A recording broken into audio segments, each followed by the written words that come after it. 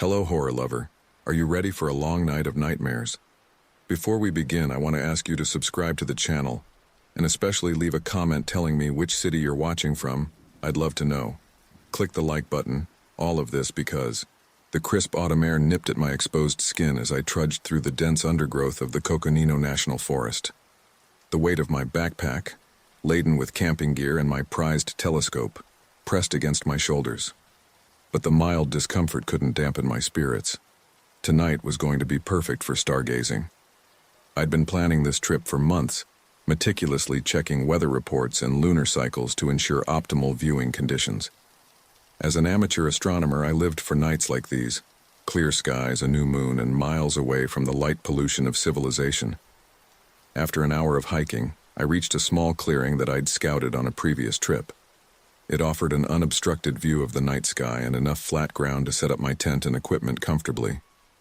I shrugged off my backpack with a grunt of relief and began to unpack. As I worked on pitching my tent, my mind wandered to the celestial wonders I hoped to observe tonight. The Andromeda Galaxy, the Pleiades star cluster, maybe even catch a glimpse of Saturn's rings if I was lucky. Little did I know that the night had something far more extraordinary in store for me. With the tent secured, I turned my attention to my most prized possession, a high-end computerized telescope that I'd saved up for years to buy. I carefully assembled it, double-checking each connection and alignment. As the sun dipped below the horizon, painting the sky in vibrant hues of orange and purple, I felt a familiar surge of excitement. Almost showtime, I murmured to myself, a grin spreading across my face. I busied myself with final preparations as darkness fell, setting up my camping chair, laying out snacks and water, and ensuring my star charts and observation log were within easy reach. The forest around me came alive with the gentle symphony of crickets and the occasional hoot of an owl. Finally, true night descended, and the stars began to emerge one by one. I let out a low whistle of appreciation as I tilted my head back, taking in the magnificent canopy above. Out here, far from city lights, the Milky Way stretched across the sky like a river of diamonds. God, I've missed this, I breathed, drinking in the sight. I settled into my chair and began to calibrate my telescope, inputting the date, time, and location. The quiet whir of the motors as the scope aligned itself was oddly comforting in the stillness of the forest night. For the next hour, I lost myself in the cosmos, hopping from one celestial object to another. I observed the cratered surface of the moon, marveled at the delicate rings of Saturn, and peered into the heart of distant star clusters. Each new sight filled me with a sense of wonder and insignificance in the face of the universe's vastness. It was during a brief break, as I leaned back to rest my eyes, that I first noticed something odd. A bright star near the constellation Cassiopeia seemed to twitch. I blinked hard, assuming my eyes were playing tricks on me after straining them at the eyepiece. But when I looked again, the star was definitely moving. Not the slow, predictable arc of a satellite or the quick streak of a meteor, but an erratic, almost playful dance. "What the hell?" I muttered, sitting up straighter. I quickly swung my telescope towards the anomaly, hands shaking slightly as I adjusted the focus. Through the eyepiece, the star resolved into a brilliant point of light, far brighter than it should be at that magnification. And it was indeed moving, tracing complex patterns against the backdrop of fixed stars. "This can't be happening," I said aloud, my voice trembling with a mixture of excitement and disbelief. I pulled away from the telescope and scanned the sky with my naked eyes. To my astonishment, other stars were beginning to move as well, slowly at first, then with increasing speed and complexity. They swirled and regrouped, forming impossible geometric shapes that hung in the sky for a moment before dissolving and reforming into new patterns. My heart pounded in my chest as I struggled to make sense of what I was seeing. This defied everything I knew about astronomy and the laws of physics. Stars don't move like this. They can't move like this. Am I losing my mind? I wondered aloud, a hint of hysteria creeping into my voice. I pinched myself hard, wincing at the pain. Not dreaming then. I hadn't touched alcohol in weeks, and I certainly hadn't taken any drugs. This was real, or at least it felt terrifyingly real. As if to confirm my fears, the stellar dance above intensified. More and more stars joined in, wheeling across the sky in a cosmic ballet that put every special effect I'd ever seen to shame. They formed spirals, cubes, pyramids, and shapes I had no words to describe. A particularly bright formation caught my eye, a perfect circle of stars that slowly began to rotate. As it spun faster, the stars seemed to merge into a solid ring of light. Then, to my utter amazement, the ring began to descend towards the earth. "Oh my God," I breathed, stumbling backward and nearly tripping over my camping chair. The ring of light continued to lower, growing larger and brighter. I could feel the hum of energy it emitted, causing the hair on my arms to stand on end. The rational part of my brain screamed at me to run, to hide, to do something, but I stood transfixed, unable to tear my eyes away from the impossible sight. As the ring descended to just above the tree line, a sudden thought broke through my paralysis. I needed to document this. Whatever was happening, I had to have proof. I fumbled for my phone with shaking hands, nearly dropping it in my haste. I opened the camera app and began snapping photos and recording video, all the while murmuring a steady stream of disbelief. "This can't be real. This can't be happening. What are you? What do you want?" The ring of light pulsed as if in response to my questions. It hung there, just out of reach, humming with otherworldly energy. Then, without warning, it shot straight up into the sky, moving faster than anything I'd ever seen. In the blink of an eye, it was gone, lost among the stars that were rapidly returning to their proper places. I stood there, phone still raised, for what felt like hours but was probably only minutes. The forest was eerily silent. No crickets, no owls, as if the whole world was holding its breath. Finally, I lowered my phone and sank to my knees, my mind reeling from what I'd just witnessed. Questions raced through my head. What was that? Where did it come from? Why here? Why now? What did it mean? One thing was certain. My life would never be the same after this night. As I sat there on the forest floor staring up at the now innocent-looking stars, I knew I had stumbled upon something monumental, something that could change our understanding of the universe and our place in it. With trembling hands, I picked up my observation log and began to write, determined to record every detail while it was still fresh in my mind. Whatever happened next, I knew this was only the beginning of an extraordinary journey. As I wrote, I couldn't shake the feeling that I was being watched, not by anything in the forest around me, but from somewhere far above. I glanced up at the sky one last time, a shiver running down my spine. "I saw you," I whispered to the stars, "and something tells me you saw me too." The stars twinkled back, silent and inscrutable, guarding their cosmic secrets. For now, I jolted awake, my heart pounding like a jackhammer in my chest. Sweat plastered my t-shirt to my skin, and for a moment, I couldn't remember where I was. The canvas walls of my tent slowly came into focus as my eyes adjusted to the dim light of dawn filtering through the fabric. "Jesus," I muttered, running a shaky hand through my hair. What a dream.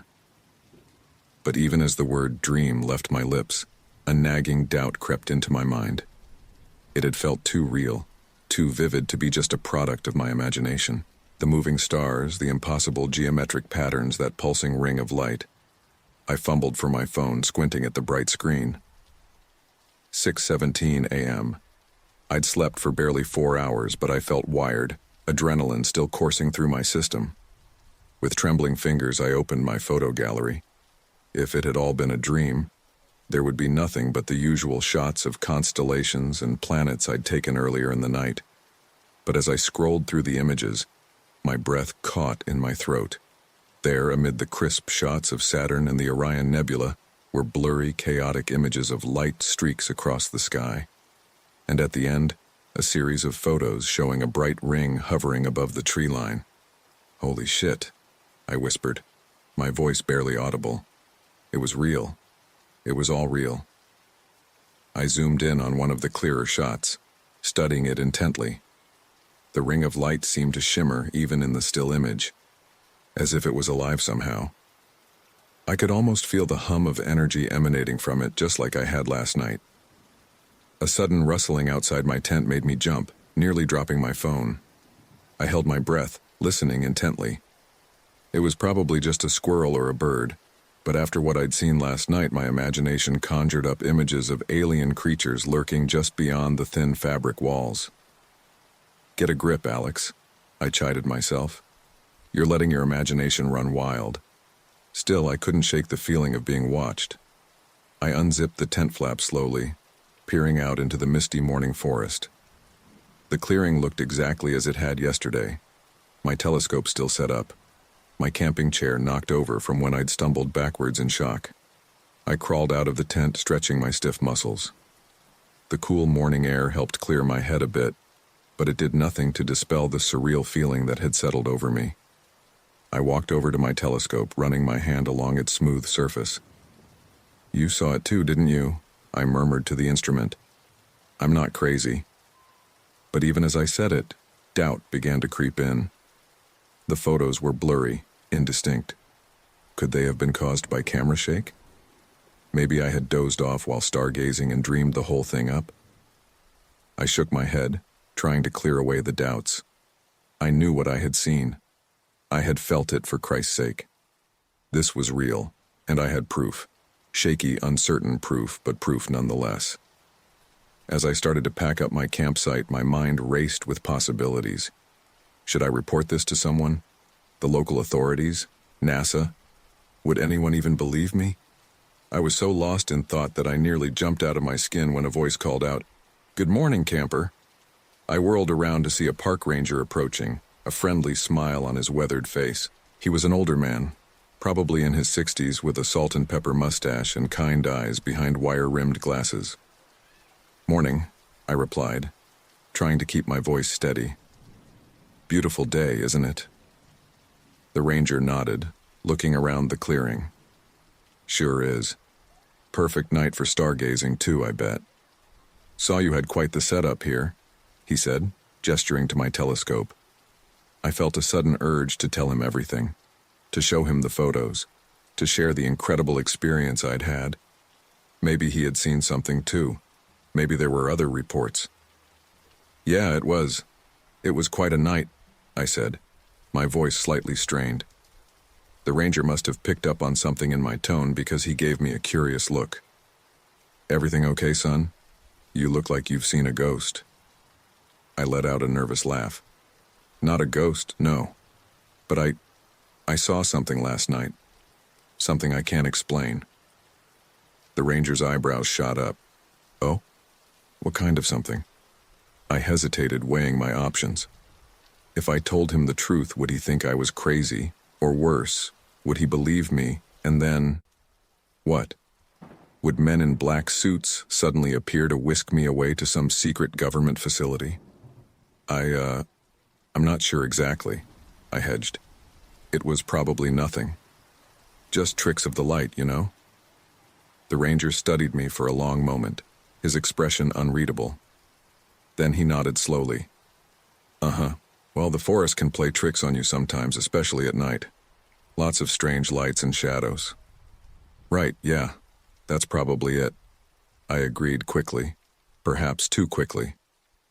"But you know," the ranger continued, his voice taking on a conspiratorial tone, "I've been working these woods for over 30 years now, seen a lot of strange things myself."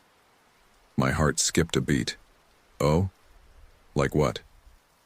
The ranger glanced around, as if making sure we were alone, then leaned in closer. "Well, let's just say that there are more things in heaven and earth than are dreamt of in our philosophy, as Shakespeare would say." I stared at him, trying to decipher his meaning. Was he implying that he knew something? That he had seen something similar? Before I could ask, the ranger straightened up and his jovial demeanor returned. "Anyway, just wanted to check in and make sure everything was all right. You heading out soon?" I nodded, still reeling from our cryptic exchange. Yeah, just packing up now. All right then. Drive safe and come back soon. The forest always has new wonders to show us, he said with a wink, then turned and started walking away. I watched him go, 1,000 questions on the tip of my tongue. But something held me back.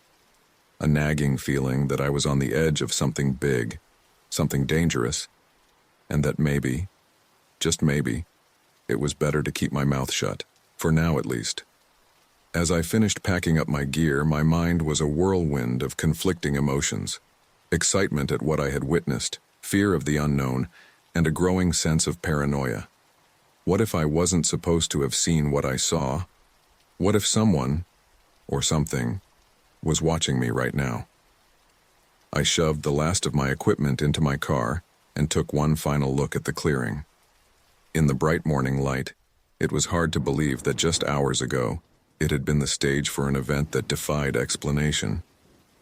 As I started the car and began the drive back to civilization, I couldn't shake the feeling that my life had irrevocably changed. That I had stumbled upon a secret that was both wonderful and terrifying. In my rearview mirror, I noticed a black SUV pull onto the forest road behind me, keeping a discreet distance. Probably nothing, I told myself. Just another camper heading home. But as I drove, my eyes kept flicking back to that vehicle, watching it maintain its steady distance behind me. And I couldn't help but wonder, had my strange night in the forest set something in motion? Something that I might not be able to stop? With a mixture of dread and exhilaration, I realized that this was only the beginning. Whatever I had seen in the night sky, whatever forces were at work, I was now a part of it, and there was no going back. I gripped the steering wheel tighter and pressed down on the accelerator, eager to get home and start making sense of what had happened. But as the forest receded behind me, I couldn't shake the feeling that I was driving not towards safety, but into the heart of a mystery bigger than I could possibly imagine. The harsh glare of my computer screen was the only light in my cluttered apartment. Empty coffee cups and crumpled papers littered my desk, testament to 3 days of obsessive research. My eyes burned from lack of sleep, but I couldn't stop. Not now. Not when I was so close to what? The truth? Proof that I wasn't going insane? Come on, I muttered, scrolling through yet another forum dedicated to UFO sightings and conspiracy theories. There has to be something. But there wasn't. At least nothing that matched what I had seen in the Coconino National Forest. Sure, there were plenty of accounts of strange lights in the sky, of time loss and abductions, but moving stars forming impossible geometric patterns, a ring of light that seemed alive, nothing came close. I leaned back in my chair, rubbing my tired eyes. The rational part of my brain, the part that had originally driven me to astronomy, was screaming that this was madness, that there had to be a logical explanation for what I had seen. A weather phenomenon, perhaps, or some kind of military test. But I couldn't shake the feeling, the absolute certainty, that what I had witnessed was something beyond our current understanding of the universe. My phone buzzed, startling me out of my thoughts. It was a text from my boss at the planetarium where I worked part-time. "Alex, where are you? You were supposed to lead the 2 p.m. tour. Everything okay?" I glanced at the time. 2:37 p.m. Shit. "Sorry, not feeling well. Should have called. Won't happen again," I typed back quickly. I tossed the phone aside, not waiting for a response. My job, my friends, my entire life seemed trivial now compared to the mystery I was trying to unravel.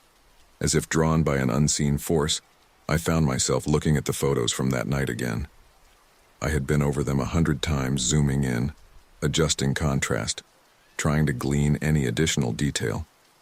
But they remained stubbornly vague, the light formations indistinct enough that they could be dismissed as camera artifacts or light pollution. "I know what I saw," I said aloud, my voice sounding hollow in the empty apartment. "I'm not crazy." But even as I said it, doubt gnawed at me. What if it had all been some sort of hallucination? What if I was losing my mind? No, I couldn't accept that. I needed to go back, to see it again, to prove to myself, once and for all, that it was real. Before I could talk myself out of it, I was throwing clothes and camping gear into a duffel bag. I paused only long enough to grab my telescope and camera before heading out the door. The drive back to Coconino National Forest seemed to take forever. Every passing car felt like it was watching me, every turn in the road a potential ambush. The black SUV that had followed me home days ago was nowhere to be seen, but I couldn't shake the feeling of being observed. As I set up camp in the same clearing as before, the forest seemed different, quieter, as if the trees themselves were holding their breath, waiting for something to happen. Night fell, and I trained my telescope on the sky, my heart pounding with anticipation. Hours passed. The stars wheeled overhead in their familiar patterns, beautiful, but maddeningly normal. "Come on," I whispered to the sky. "Show me again. Prove I'm not crazy." But the heavens remained stubbornly, infuriatingly ordinary. As the eastern sky began to lighten with the approach of dawn, I slumped in my chair, exhausted and disappointed. Maybe it had been a one-time event. Maybe I had imagined it after all. That's when I saw it. A pinprick of light moving against the backdrop of fixed stars. My heart leapt into my throat as I scrambled to look through the telescope. There it was. A single star, dancing across the sky in impossible patterns. As I watched, breathless, other stars began to join in, swirling and regrouping just as they had that first night. "Yes!" I shouted, punching the air in triumph. "I knew it! I knew it was real!" I was so engrossed in the celestial display that I didn't hear the footsteps approaching until a voice spoke right behind me. "Beautiful, isn't it?" I spun around, nearly knocking over my telescope in the process. The park ranger from my previous visit stood there, his face illuminated by the ethereal light show above. You can see it too?" I stammered. He nodded, his eyes never leaving the sky. "Oh yes, been seeing it for years now. Never gets old." My mind reeled. "Years? But why hasn't anyone reported this? Why isn't this all over the news?" The ranger finally looked at me, a sad smile on his face. "Who says they haven't? But who would believe them? A few blurry photos, some wild stories. It's easier for folks to dismiss it as hoaxes or delusions. But it's real," I insisted. "We're both seeing it right now." "Yes, we are," he agreed. "The question is, what are you going to do about it?" Before I could answer, a familiar humming filled the air. The dancing stars coalesced into that same ring of light I had seen before, descending slowly towards us. "Oh my God," I breathed. "It's happening again." The ranger put a hand on my shoulder. "Remember, Alex, you have a choice here. You can turn away, go back to your life, pretend this never happened, or..." "Or what?" I asked, unable to tear my eyes away from the approaching light. "Or you can seek the truth. But I warn you, once you start down that path, there's no going back. Your life will never be the same." The ring of light was close now, its energy making the air crackle with electricity. I could feel it calling to me, offering answers to questions I hadn't even thought to ask. "I have to know," I said, my voice barely a whisper. The ranger nodded solemnly. "I thought you might say that. Good luck, Alex. I hope you find what you're looking for." And with that, he was gone, melting into the shadows of the forest as if he had never been there at all.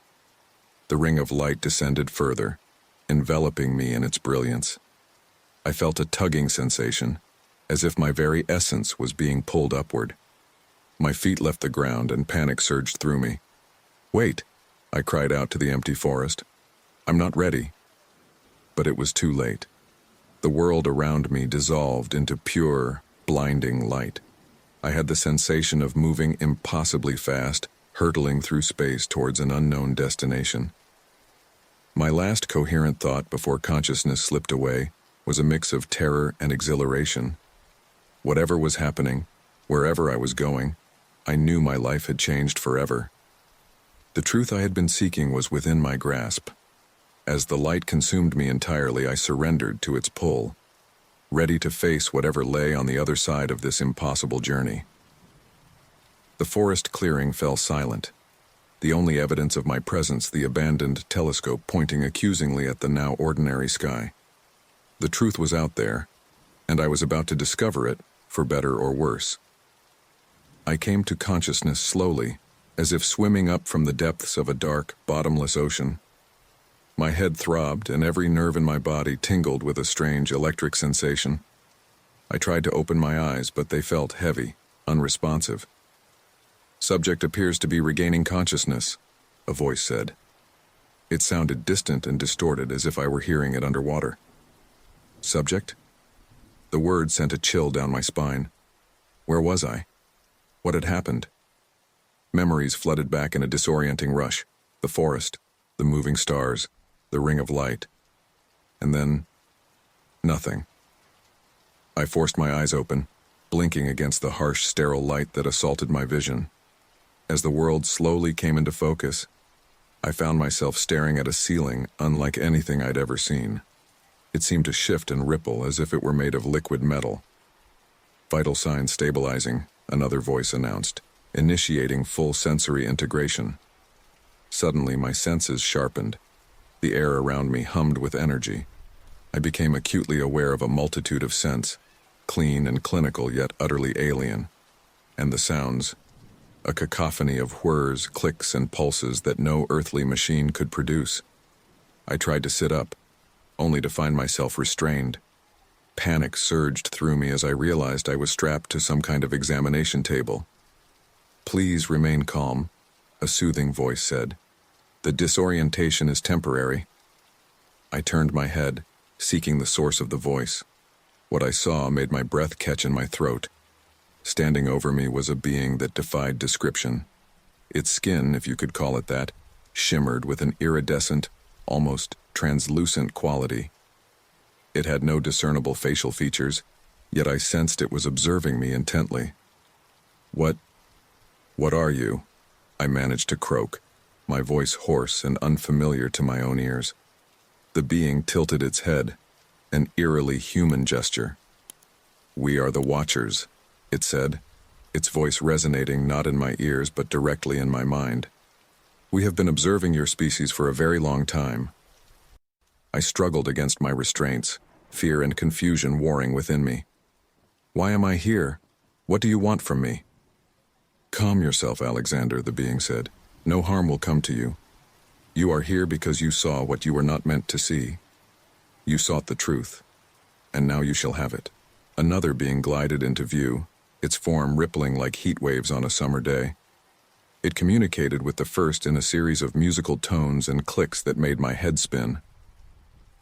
"The subject's neural pathways are adapting quickly," the second being said, this time in English, or at least in a way my brain interpreted as English. "We may proceed with the information transfer." Information transfer? The words sent a jolt of both fear and excitement through me. "Wait," I said, my voice stronger now. "I have questions. So many questions." The first being, I decided to think of it as the doctor, made a gesture that somehow conveyed both amusement and pity. "Of course you do, but the answers you seek are beyond your current capacity to understand. That is why we must prepare your mind." Before I could protest, the doctor placed what I assumed was its hand on my forehead. The touch was cool and sent tingles across my skin. Suddenly, my mind exploded with information. Images, concepts, and knowledge flooded my consciousness. I saw the vastness of the universe in all its terrifying beauty. I witnessed the birth and death of stars, the collision of galaxies, the very fabric of space-time bending and twisting. And through it all, I sensed the presence of the Watchers. Ancient beyond comprehension, they had seen the rise and fall of countless civilizations across the cosmos.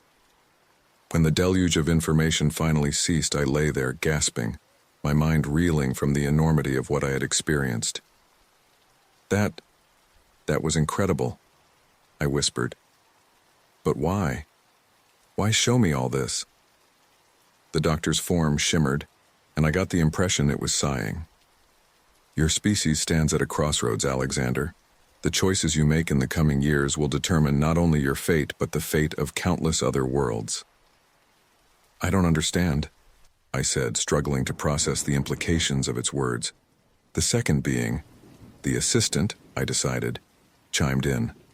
Your civilization is on the brink of a great leap forward, but with that advancement comes great responsibility and great danger. Danger? I asked, a knot forming in my stomach. The doctor nodded, or at least made a motion I interpreted as a nod. There are forces in the universe that your kind is not yet prepared to face. Forces that would see your world and countless others reduced to ash. My mind flashed to every alien invasion movie I'd ever seen, but somehow, I knew the reality was far more terrifying than anything Hollywood could conjure. So why me? I asked. I'm nobody, just an amateur astronomer who saw something I shouldn't have. The beings exchanged a look that somehow conveyed volumes. You underestimate yourself, Alexander, the doctor said. Your curiosity, your drive to understand the cosmos. These are the qualities that will be needed in the times to come. We have been watching you, the assistant added. You and others like you. Those who look to the stars not with fear, but with wonder. I lay there, trying to process everything I was hearing. Part of me still couldn't believe this was real, that I wasn't just having some elaborate hallucination. But the weight of the knowledge I'd received, the sheer alienness of my surroundings, it was all too visceral, too present to be a dream. What do you want me to do? I finally asked, surprised by the steadiness in my voice. The doctor's form rippled, and I sensed a wave of approval. For now you must learn, understand, prepare. And then? Then, the assistant said, you will return to your world. You will be our emissary, helping to guide your species towards the path of enlightenment. The enormity of the task threatened to overwhelm me. But how? No one will believe me. They'll think I'm crazy. You will not be alone, the doctor assured me. There are others scattered across your world who have been chosen as you have. In time, you will find each other. A thought occurred to me then, a memory of my last moments on Earth. The park ranger, I said. He knew, didn't he? He's one of the others. The beings exchanged another unreadable look. There are many who have glimpsed the truth, the assistant said. Not all are ready to accept it. I nodded, understanding dawning. The ranger had been a test, a way to gauge my reaction to the impossible. How long will I be here? I asked, suddenly aware that I had no idea how much time had passed since I'd been taken. Time flows differently here, the doctor said.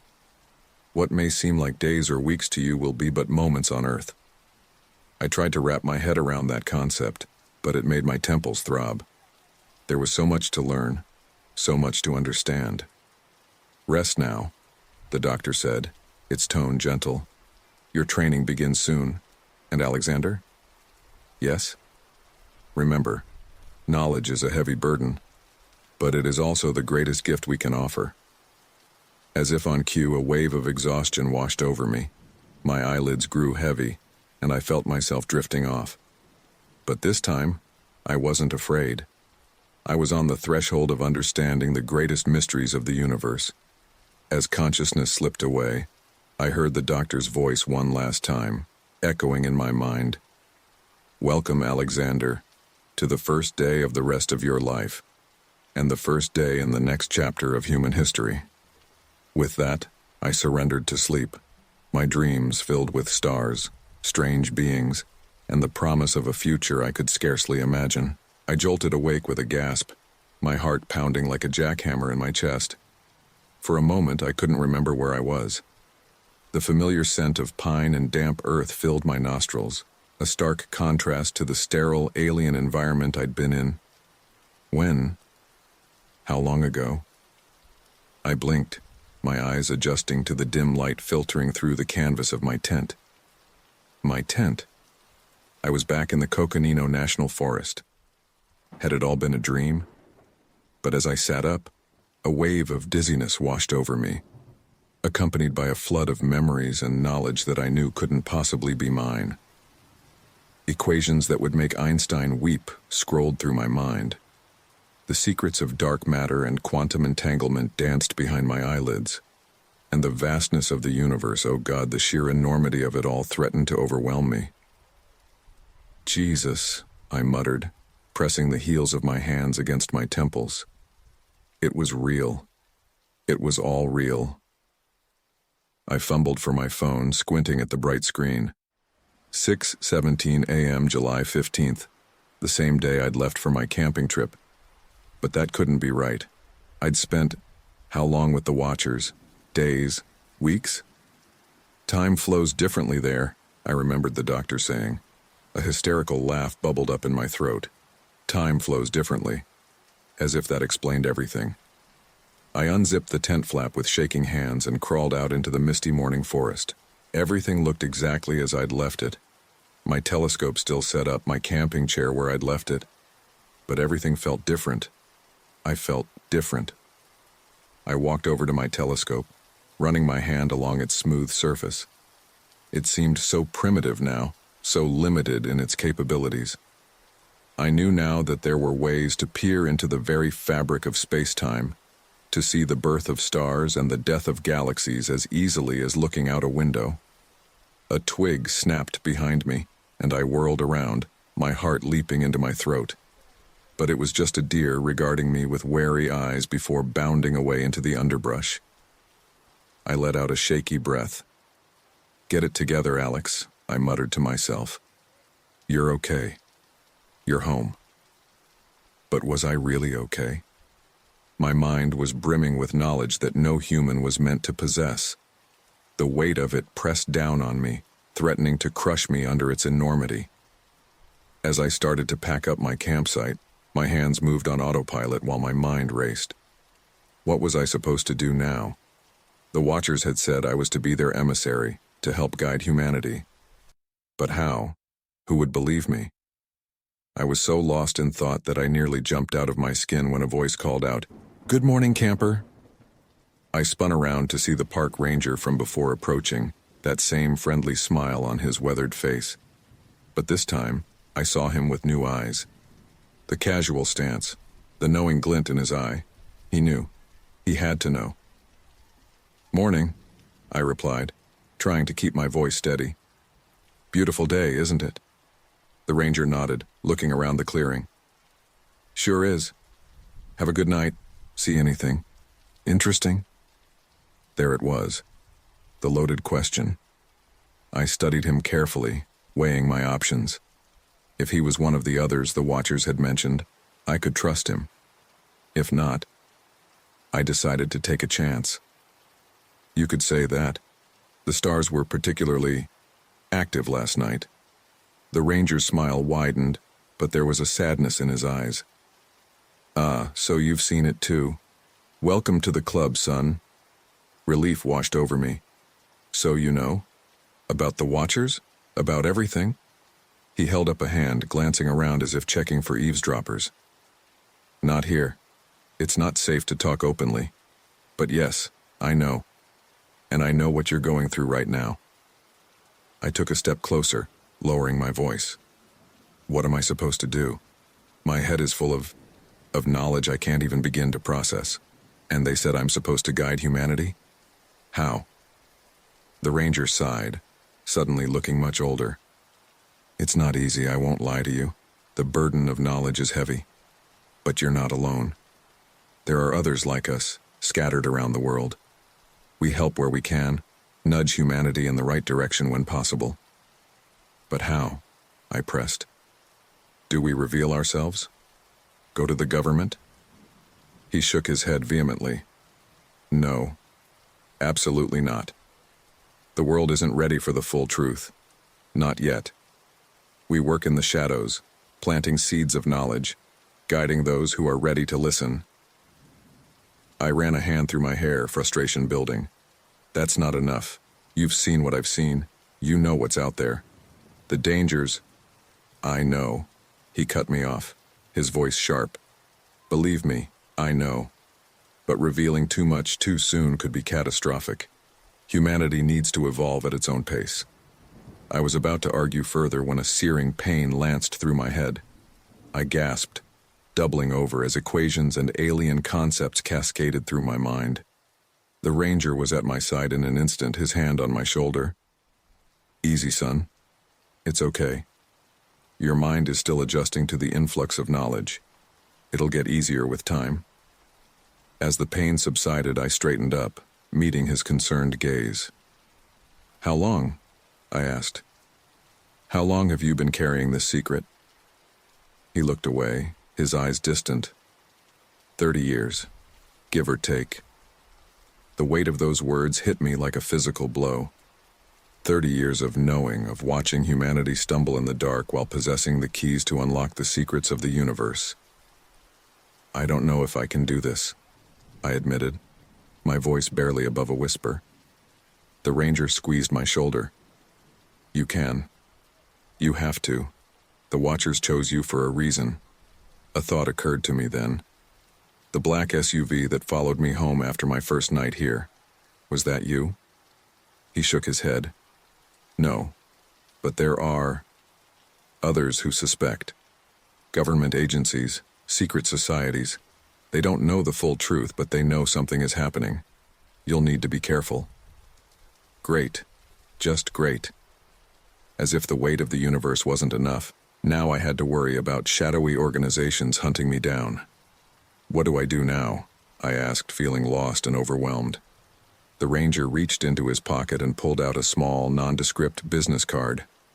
"Take this. When you're ready, when you've had time to process everything, call the number. You'll be connected with others like us. They can help you navigate this new reality." I took the card, turning it over in my hands. It was blank except for a single phone number. "And in the meantime?" I asked. "In the meantime, you live your life. Go to work, spend time with friends and family, but always be watching, always be ready. Opportunities to guide and influence will present themselves. Trust your instincts." I nodded, tucking the card into my pocket. As I finished packing up my gear, a thought struck me. "I never got your name," I realized. The ranger smiled. "Names have power. For now, just call me a friend. We'll meet again when the time is right." With that, he turned and walked away, disappearing into the forest as silently as he had appeared. I stood there for a long moment, the weight of my new reality settling over me like a heavy cloak.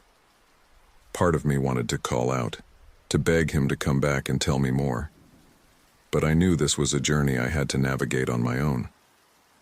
As I loaded my car and prepared to leave the forest behind, I couldn't shake the feeling that I was leaving more than just a campsite. I was leaving behind my old life, my old self. I started the engine, taking one last look at the peaceful clearing in my rearview mirror. The forest seemed different now, alive with secrets and possibilities I never could have imagined before.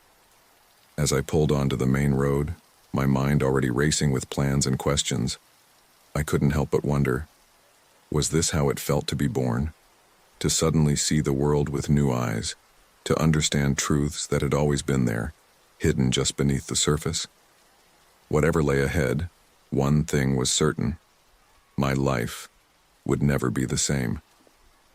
The stars had shared their secrets with me, and now it was my turn to carry that light into the world. With a mixture of fear and exhilaration, I pressed down on the accelerator, leaving the forest and my old life behind. The truth was out there, and somehow, someway, I was going to help humanity find it. The adventure, I realized, was only just beginning. The gentle hum of my computer's fan was the only sound in my apartment, a stark contrast to the cacophony of thoughts racing through my mind. It had been 3 days since I'd returned from the forest, and sleep had become a distant memory. Every time I closed my eyes, equations and alien concepts danced behind my eyelids, demanding to be understood. I stared at the glowing screen, my fingers hovering over the keyboard. I'd been trying to write down everything I could remember, everything I'd learned, but it felt like trying to empty the ocean with a teaspoon. How could I possibly capture the vastness of what I'd experienced? "Come on, Alex," I muttered to myself, running a hand through my disheveled hair. "Focus." I started typing, the words flowing faster than I could think. The universe is not what we think it is. Reality itself is a construct, a thin veil over a truth so vast and terrifying that the human mind can barely comprehend it. The Watchers showed me. I trailed off, my fingers freezing over the keys. The Watchers. Even now, the memory of those shimmering alien beings sent a shiver down my spine. Were they watching me now? Could they see into my mind, monitoring my every thought? A sharp pain lanced through my temple, and I winced, pressing my palm against my forehead. These headaches had been coming more frequently, each one accompanied by a flood of alien knowledge that threatened to overwhelm me. Shit! I hissed through clenched teeth as a particularly vivid image flashed through my mind. A star going supernova, its death throes releasing enough energy to vaporize entire solar systems. I stumbled to the bathroom, fumbling in the medicine cabinet for aspirin. As I swallowed the pills, I caught sight of my reflection in the mirror and barely recognized myself. Dark circles shadowed my eyes, and my skin had a sickly pallor. I looked like a man on the edge of madness. Maybe I am going crazy, I whispered to my reflection. As if in response, my phone buzzed on the counter. I picked it up, seeing a text from my boss at the planetarium. Alex, you've missed 3 shifts. Are you okay? Call me ASAP. I stared at the message, a wave of guilt washing over me. I'd been so consumed by my experience, I'd completely forgotten about my job, my friends, my entire life before the forest. With a sigh, I tapped out a quick reply. Sorry, been sick. I'll be in tomorrow. As I hit send, my eyes fell on the business card the ranger had given me. It had been sitting on my desk for days, taunting me with its promise of answers and its potential dangers. Before I could talk myself out of it, I snatched up the card and dialed the number. It rang once, twice, 3 times. Just as I was about to hang up, a voice answered. Cool, professional, and distinctly feminine. Stargazer Hotline. How may I assist you? I hesitated, suddenly unsure of what to say. I was given this number by a friend, a park ranger. There was a pause, and when the woman spoke again, her tone had changed subtly. I see. And what did you see in the forest, Alex? My breath caught in my throat. I hadn't given her my name. How did you... We've been expecting your call, she interrupted smoothly. The question is, are you ready for what comes next? I swallowed hard, my mouth suddenly dry. I don't know. I'm not sure I understand anything anymore. Understanding comes with time, she said, her voice softening slightly. For now, we need to know if you're committed to the path ahead. There's no turning back once you take the next step. I closed my eyes, seeing again the vastness of the universe, the secrets the Watchers had shown me. I don't think I have a choice, I said quietly. I can't unknow what I've learned. No, she agreed. You can't. Very well. Tomorrow at noon, go to the Stardust Cafe on 5th and Main. Order a cosmic latte and take a seat by the window. Someone will meet you there. Wait, I said quickly. Who are you? What organization is this? I could almost hear the smile in her voice as she replied. We're the ones who watch the Watchers, Alex. Sleep well. The line went dead. I stared at the phone in my hand, a mixture of excitement and dread churning in my stomach. What had I just gotten myself into? As if in answer, another headache hit me, this one more intense than before. I gasped, dropping the phone as images and knowledge flooded my mind. But this time, something was different. Instead of the chaotic jumble of information, I saw patterns emerging, connections forming between disparate pieces of alien knowledge. I stumbled to my desk, grabbing a pen and paper. My hand moved of its own accord, scribbling down equations and diagrams faster than I could consciously process them. When it was over, I stared at the pages covered in my frantic scrawl. At first glance, it looked like the ravings of a madman. Complex mathematical formulas interspersed with sketches of impossible geometric shapes and alien symbols.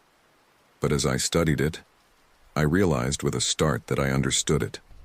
All of it. The knowledge the Watchers had given me was finally starting to coalesce into something coherent.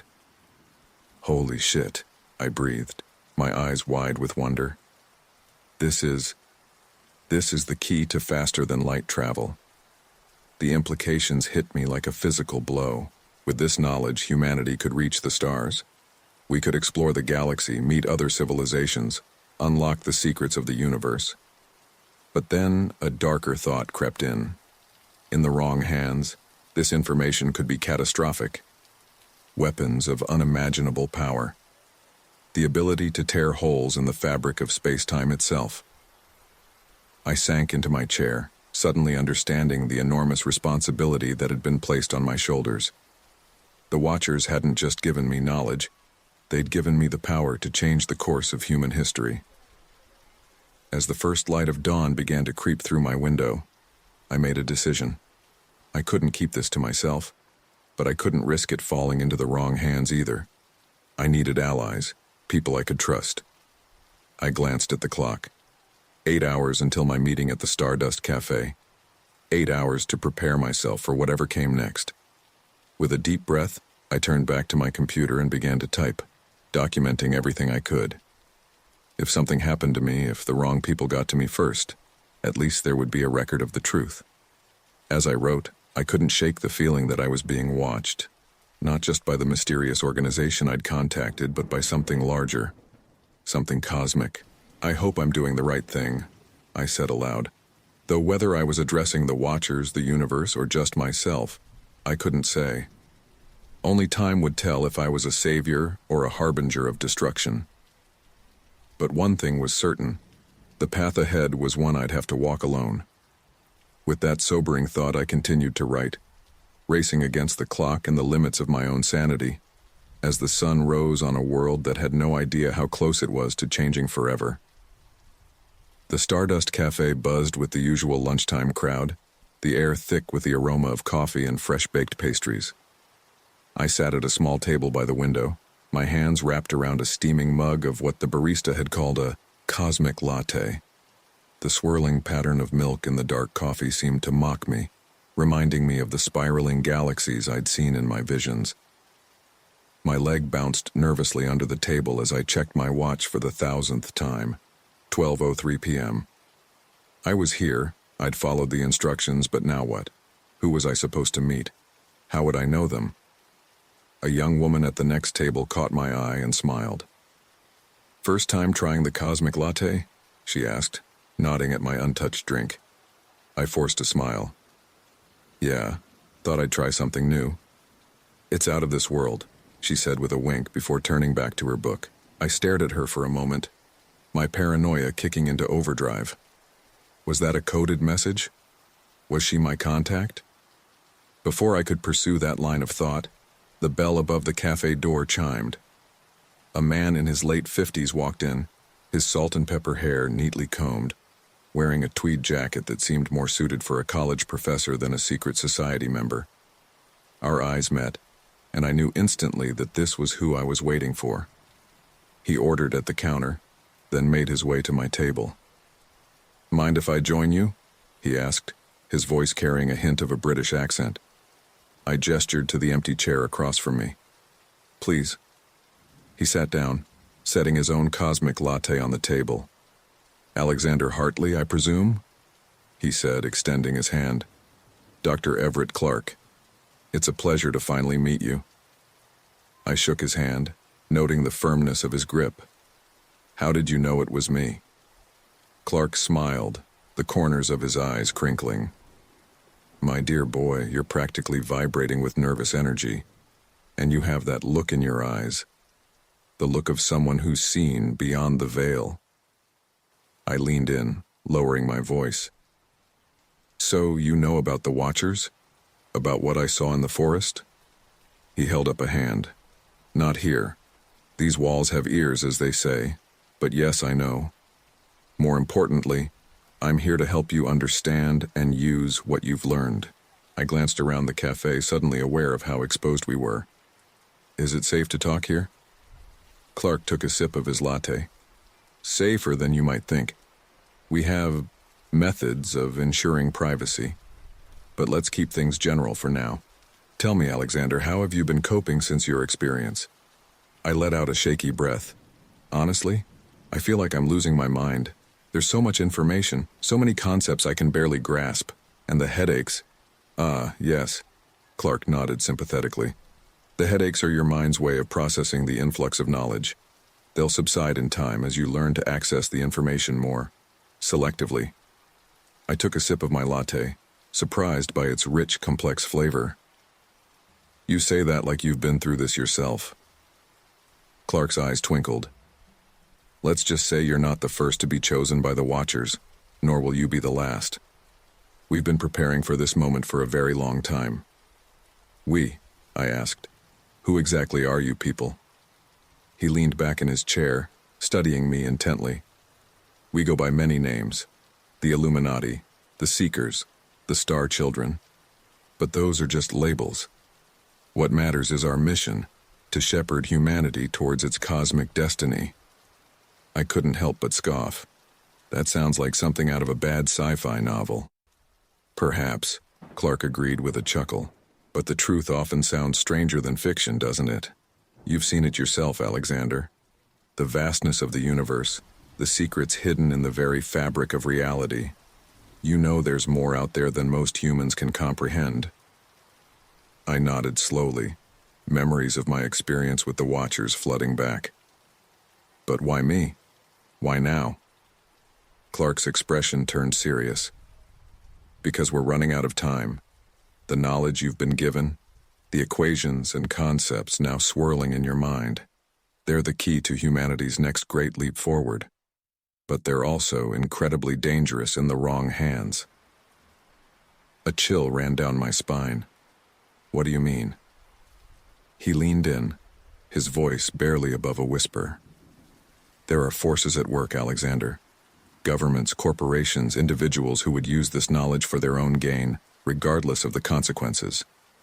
We need to ensure that humanity's first steps into the cosmic arena are guided by wisdom and compassion, not greed and fear. I thought of the faster-than-light travel equations I'd scribbled down in my manic state. You're talking about more than just space exploration, aren't you? Clark nodded gravely. Much more. The secrets you now possess could revolutionize every field of science and technology. Energy production, medicine, communications, even the nature of consciousness itself. In the right hands, this knowledge could usher in a new golden age for humanity. In the wrong hands, it could destroy us. I finished, the weight of responsibility settling heavily on my shoulders. Precisely, Clark said. Which is why we need your help. We need you to join us, to become part of our organization and help guide humanity towards its true potential. I stared into my coffee, watching the swirls of milk slowly dissipate. And if I say no? If I just want to forget all of this and go back to my normal life? Clark's expression softened. I'm afraid that's no longer an option, my boy. The Watchers chose you for a reason. And now that you've made contact with us, others will be looking for you. People who won't take no for an answer. As if on cue, I noticed a black SUV pull up outside the cafe. Two men in dark suits stepped out, their eyes scanning the street. Clark noticed my sudden tension. Ah, it seems our time is up. Are you ready to take the next step, Alexander? To embrace your destiny? I hesitated for a moment, my mind racing. Everything in me screamed that this was insane, that I should run and never look back. But deep down, I knew there was no going back. The knowledge inside me was too important, too dangerous to ignore. What do I need to do? I asked, my voice steadier than I felt. Clark smiled, standing up and straightening his jacket. Follow me, and whatever happens next, remember, the fate of humanity rests in our hands. As we made our way to the back of the cafe, I cast one last glance over my shoulder. The men in suits were entering the cafe, their eyes sweeping the room. Clark led me through the kitchen, nodding to a cook who seemed unsurprised by our presence. We exited through a back door into an alley, where a nondescript van was waiting. Get in, Clark said, sliding open the side door. We have much to discuss and not much time. As I climbed into the van, my heart pounding in my chest, I couldn't shake the feeling that I was leaving behind more than just a cafe. I was stepping into a new world, one filled with cosmic secrets, shadowy organizations, and dangers beyond imagining. The van's engine roared to life, and we pulled out of the alley just as the men in suits burst through the cafe's back door. As we sped away, merging into the flow of city traffic, I realized that my old life was truly over. Whatever lay ahead, whatever challenges and wonders awaited, one thing was certain: the universe had chosen me, and there was no turning back now. The adventure, it seemed, was only just beginning. The van sped through the city streets, weaving through traffic with practiced precision. I sat in the back, my heart still racing from our narrow escape at the cafe. Dr. Clark sat across from me, his calm demeanor a stark contrast to the chaos of the past hour. "How are you feeling, Alexander?" he asked, his eyes studying me intently. I let out a shaky laugh. "Like I've fallen down the rabbit hole. Men in black suits, secret organizations, cosmic knowledge. It's all a bit much." Clark nodded sympathetically. "I understand. The first few days are always the hardest, but I assure you, in time, this will all start to feel, well, not normal, but at least comprehensible." I was about to respond when another headache hit me, more intense than any before. I gasped, clutching my head as images and equations flooded my mind. Clark was at my side in an instant, his hand on my shoulder. "Breathe, Alexander. Don't fight it. Let the knowledge flow through you." I closed my eyes, trying to focus on my breathing as the torrent of information washed over me. Slowly, the pain began to subside, replaced by a strange clarity. When I opened my eyes, the world seemed different, sharper, more defined. "What's happening to me?" I whispered. Clark smiled, a hint of excitement in his eyes. "Your mind is evolving, adapting to the cosmic knowledge you've been given. Tell me, what do you see?" I looked around the van, marveling at how I could suddenly perceive the subtle electromagnetic field surrounding the electronic equipment. "I can see everything. The energy flowing through the wires, the quantum fluctuations in the air itself." "Excellent," Clark said, clearly pleased. "Your perceptions are expanding beyond the limitations of normal human senses. This is just the beginning, Alexander. With proper training, you'll be able to see and understand things that most humans can't even imagine." A thought struck me then, cutting through my amazement. The men at the cafe, who were they? Clark's expression darkened. "Agents of an organization known as the Veiled Hand. They've been trying to uncover the secrets of the Watchers for decades. If they knew what you now possess..." He trailed off, leaving the implications hanging in the air. The van suddenly came to a stop. The driver, a silent, burly man who hadn't so much as glanced at us during the ride, turned and nodded to Clark. "We're here," Clark announced, sliding open the van door. I stepped out into what looked like an abandoned warehouse district. The air was thick with the smell of rust and decay. "Where are we?" Clark led me towards a nondescript building, its windows boarded up and covered in graffiti. "One of our safe houses. We'll be secure here while we decide our next move." As we approached the building, I noticed something odd. The graffiti, which had seemed random at first glance, now appeared to form intricate patterns, symbols and equations hidden within the chaotic swirls of paint. "You see it, don't you?" Clark asked, noting my fascination. "Another layer of reality hidden in plain sight." He placed his hand on what looked like an ordinary patch of rust. There was a soft beep, and a hidden door swung open, revealing a stark white corridor beyond. "Welcome," Clark said with a smile, "to Stargazer Base Alpha." We stepped inside, the door sealing shut behind us. The contrast between the decrepit exterior and the gleaming high-tech interior was jarring. Screens lined the walls, displaying data streams and star charts I could somehow understand despite their complexity. A woman in a lab coat approached us, her red hair pulled back in a tight bun. "Dr. Clark," she said, her tone clipped and professional. "I see you've brought our new recruit." Clark nodded. Dr. Samantha Reeves, meet Alexander Hartley. Alexander, Dr. Reeves is our lead scientist and will be overseeing your training. I shook her hand, noting the calculating look in her eyes. Training for what exactly? To save the world, of course, Dr. Reeves replied matter-of-factly. Follow me. We need to run some tests. As we walked through the facility, I couldn't help but marvel at the technology surrounding us. Holographic displays showed three-dimensional models of galaxies and subatomic particles. In one room, scientists huddled around what looked like a miniature black hole contained within a glowing energy field. This is incredible, I breathed. How long has all this been here? Longer than you might think, Clark replied cryptically. Humanity has been preparing for this moment for centuries, guided by those who came before. We entered a large circular room dominated by a chair that looked like a cross between a dentist's chair and something out of a sci-fi movie. Wires and electrodes dangled from a contraption suspended above it. Dr. Reeves gestured to the chair. If you would, Mr. Hartley, we need to map your neural pathways and see exactly what the Watchers have done to your brain. I hesitated, suddenly unsure. Is this safe? Clark placed a reassuring hand on my shoulder. Perfectly safe, I assure you. We've done this many times before. With a deep breath, I sat in the chair. Dr. Reeves began attaching electrodes to my forehead and temples. This might feel a bit strange, she warned. She wasn't kidding.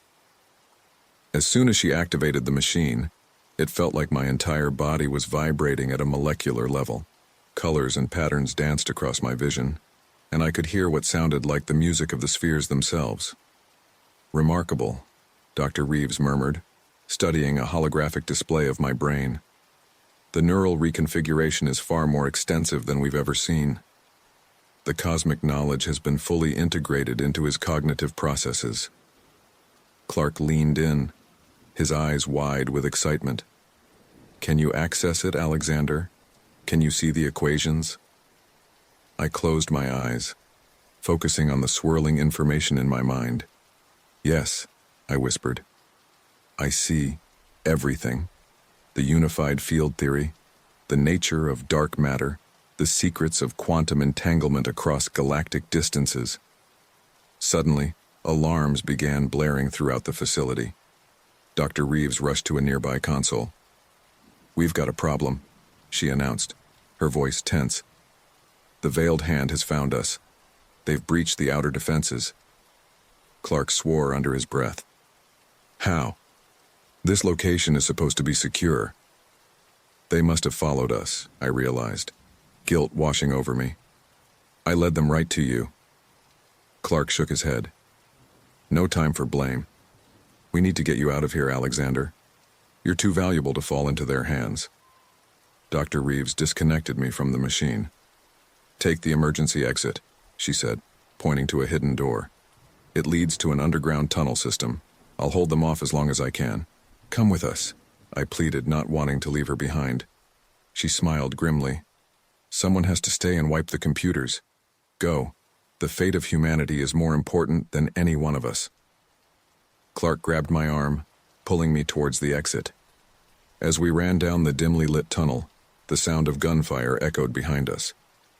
What now? I asked, my breath coming in ragged gasps. Now, Clark replied, his face set in grim determination. We take the fight to them. It's time for you to fully embrace your destiny, Alexander. The knowledge you possess is the key to humanity's survival, and we can't let it fall into the wrong hands. We emerged from the tunnel into what looked like an underground hangar. In the center sat a sleek black aircraft unlike anything I'd ever seen before. Is that? I trailed off, unable to believe my eyes. Clark grinned. Reverse engineered from Watcher technology, capable of speeds and maneuvers that defy conventional physics. And you, my boy, are going to fly it. But I don't know how to... I started to protest, but then stopped as I realized that I did know. The knowledge was there in my mind, as if I'd been flying these craft my entire life. As we climbed aboard the craft's systems coming to life at our presence, I couldn't shake the feeling that I was leaving behind more than just a secret base. I was leaving behind my old life, my old self. "Where are we going?" I asked as I strapped myself into the pilot seat, my hands moving over the controls with a confidence I didn't know I possessed. Clark's eyes gleamed with a mixture of excitement and determination. "To the stars, Alexander. It's time to meet the Watchers on their own turf." As the hangar doors opened above us, revealing a star-filled sky, I realized that my journey was only just beginning. Whatever lay ahead, cosmic wonders, terrifying dangers, or truths beyond human comprehension, I was ready to face it. With a thought, I activated the craft's engines. We shot into the night sky, leaving behind the world I once knew, hurtling towards a destiny I could scarcely imagine. The universe awaited, and I was finally ready to embrace my role in the cosmic drama unfolding around us. The sleek black craft cut through the night sky like a phantom, leaving no trace of its passage. Inside, my hands danced over the controls with an eerie familiarity, guiding us higher and faster than any earthly vehicle had a right to go. The stars grew brighter, unobscured by atmosphere, as we left the blue marble of Earth behind. Dr. Clark sat beside me, his eyes fixed on a holographic display that showed our trajectory. "Remarkable," he muttered. "You're piloting this craft as if you've done it 1,000 times. I nodded, still coming to terms with the flood of knowledge in my mind. "It's like muscle memory, but for my brain. I know things I've never learned, understand concepts I've never studied." "The gift of the Watchers," Clark said, a note of reverence in his voice. "But remember, Alexander, knowledge is only the beginning. It's how we use it that truly matters." A warning light flashed on the console, accompanied by a soft beep. "We've got company," I announced, checking the rear sensors. "Two craft, moving faster than any known Earth technology. Has to be the Veiled Hand." Clark's expression hardened. "They're more resourceful than we anticipated. Can you lose them?" I grinned, feeling a surge of confidence. "Watch me." With a thought, I engaged the craft's more exotic propulsion systems. The stars blurred around us as we accelerated to impossible speeds. The pursuing craft fell behind, unable to match our velocity. "My God," Clark breathed, gripping his seat. "What did you just do?" "Quantum slipstream drive," I replied, the words coming from some deep well of implanted knowledge. "We're riding the very fabric of space-time." As we continued our ascent, leaving Earth's orbit far behind, a strange sensation washed over me.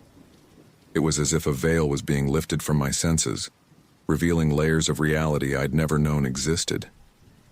"Do you feel that?" I asked Clark, my voice barely above a whisper. He nodded, his eyes wide with wonder. "The boundary between dimensions. We're approaching the threshold." Ahead of us, space itself seemed to ripple and fold. Colors that had no name in any human language danced across my vision. And then, with a sensation like passing through a soap bubble, we were elsewhere. The void of space was replaced by a swirling nebula of impossible beauty. Structures that defied Euclidean geometry floated in the distance, pulsing with otherworldly energy. "Welcome," Clark said, his voice filled with awe, "to the realm of the Watchers." As if in response to his words, a massive shape emerged from the cosmic mists. It was a space station, if such a mundane term could be applied to something so breathtaking. It seemed to be made of living crystal, its facets refracting light in ways that hurt my mind to comprehend. A voice spoke directly into my mind, bypassing my ears entirely. "Alexander Hartley, we have been expecting you." I looked at Clark, who nodded encouragingly. "You hear it too?" "I do," he confirmed. "But I believe this conversation is meant for you alone. I'm merely an observer now." Taking a deep breath, I focused my thoughts. I'm here. Who are you?" The voice, somehow both singular and multitudinous, resonated through my consciousness. "We are the Watchers, guardians of cosmic balance, shepherds of evolving species. You have been chosen, Alexander, to play a pivotal role in your species' next great leap. As the voice spoke, images flowed into my mind. I saw the rise and fall of countless civilizations across the galaxy, witnessed the birth and death of stars, and glimpsed realities so far beyond human comprehension that I felt my sanity stretching to its limits. Why me? I managed to ask, overwhelmed by the cosmic download. You were chosen because you possess a unique combination of traits, the voice explained. Curiosity, compassion, and the capacity to comprehend the incomprehensible. But more importantly, you represent a critical juncture in human evolution. The crystal station before us shimmered, a docking bay materializing from seemingly nowhere. Our craft was gently pulled inside, coming to rest in a cavernous chamber that seemed to defy the laws of physics. As the cockpit opened, I turned to Clark. "Are you sure it's safe?" He smiled reassuringly. "As safe as one can be when standing at the threshold of the unknown.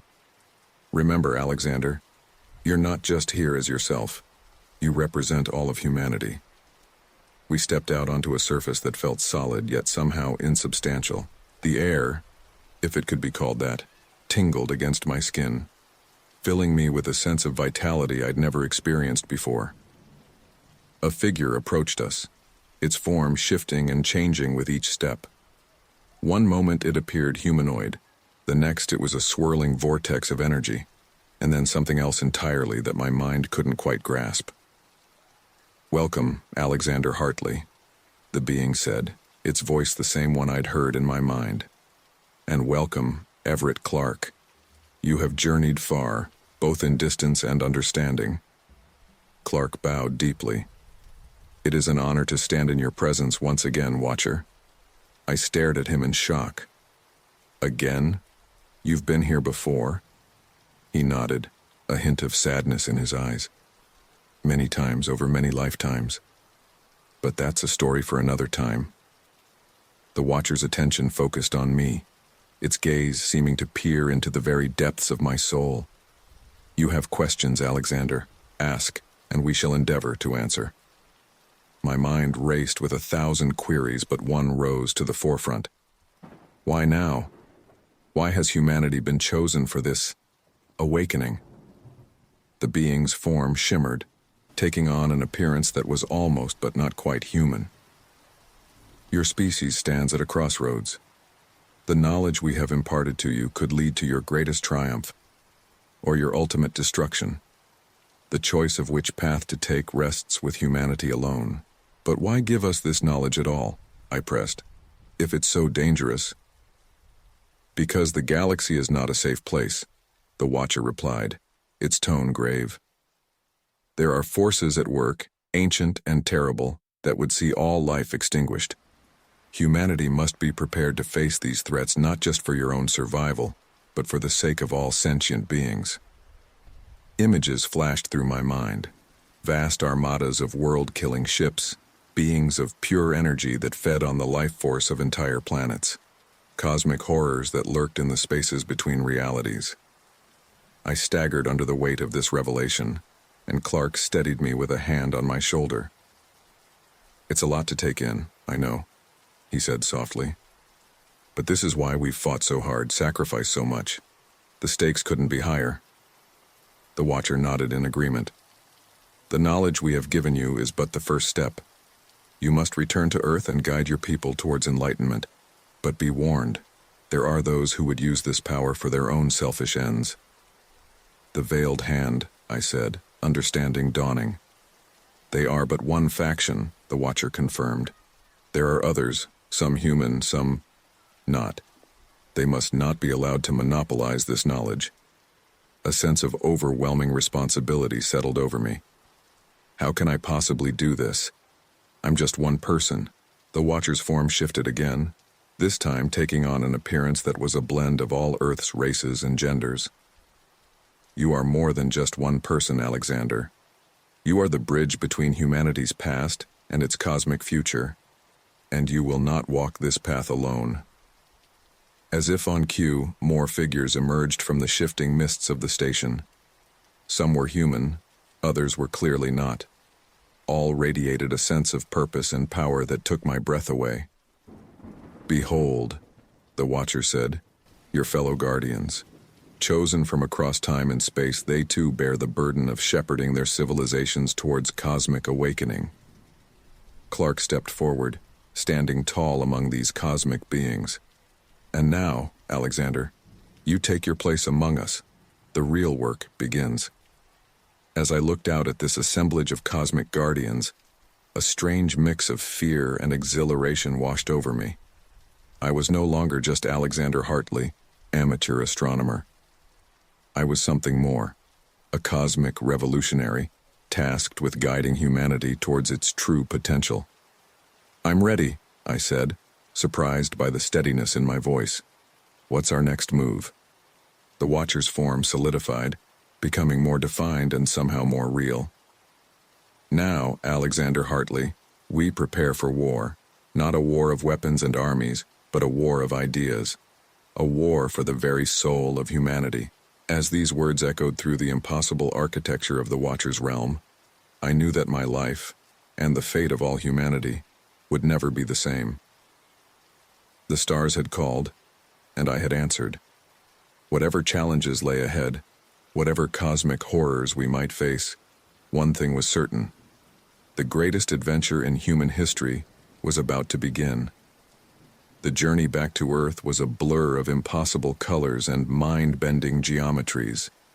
As our craft pierced the veil between dimensions, I felt the weight of my new reality settle over me like a heavy cloak.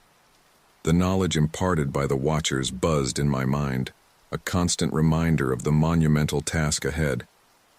Dr. Clark sat beside me, his eyes distant, lost in thought. As the familiar blue marble of Earth came into view, he finally broke the silence. "How are you holding up, Alexander?" he asked, his voice tinged with concern. I let out a shaky laugh. "Honestly, I feel like I'm drowning. There's so much information, so many responsibilities. How am I supposed to process all of this?" Clark nodded sympathetically. "It's overwhelming, I know. But remember, you're not alone in this. We're all in it together."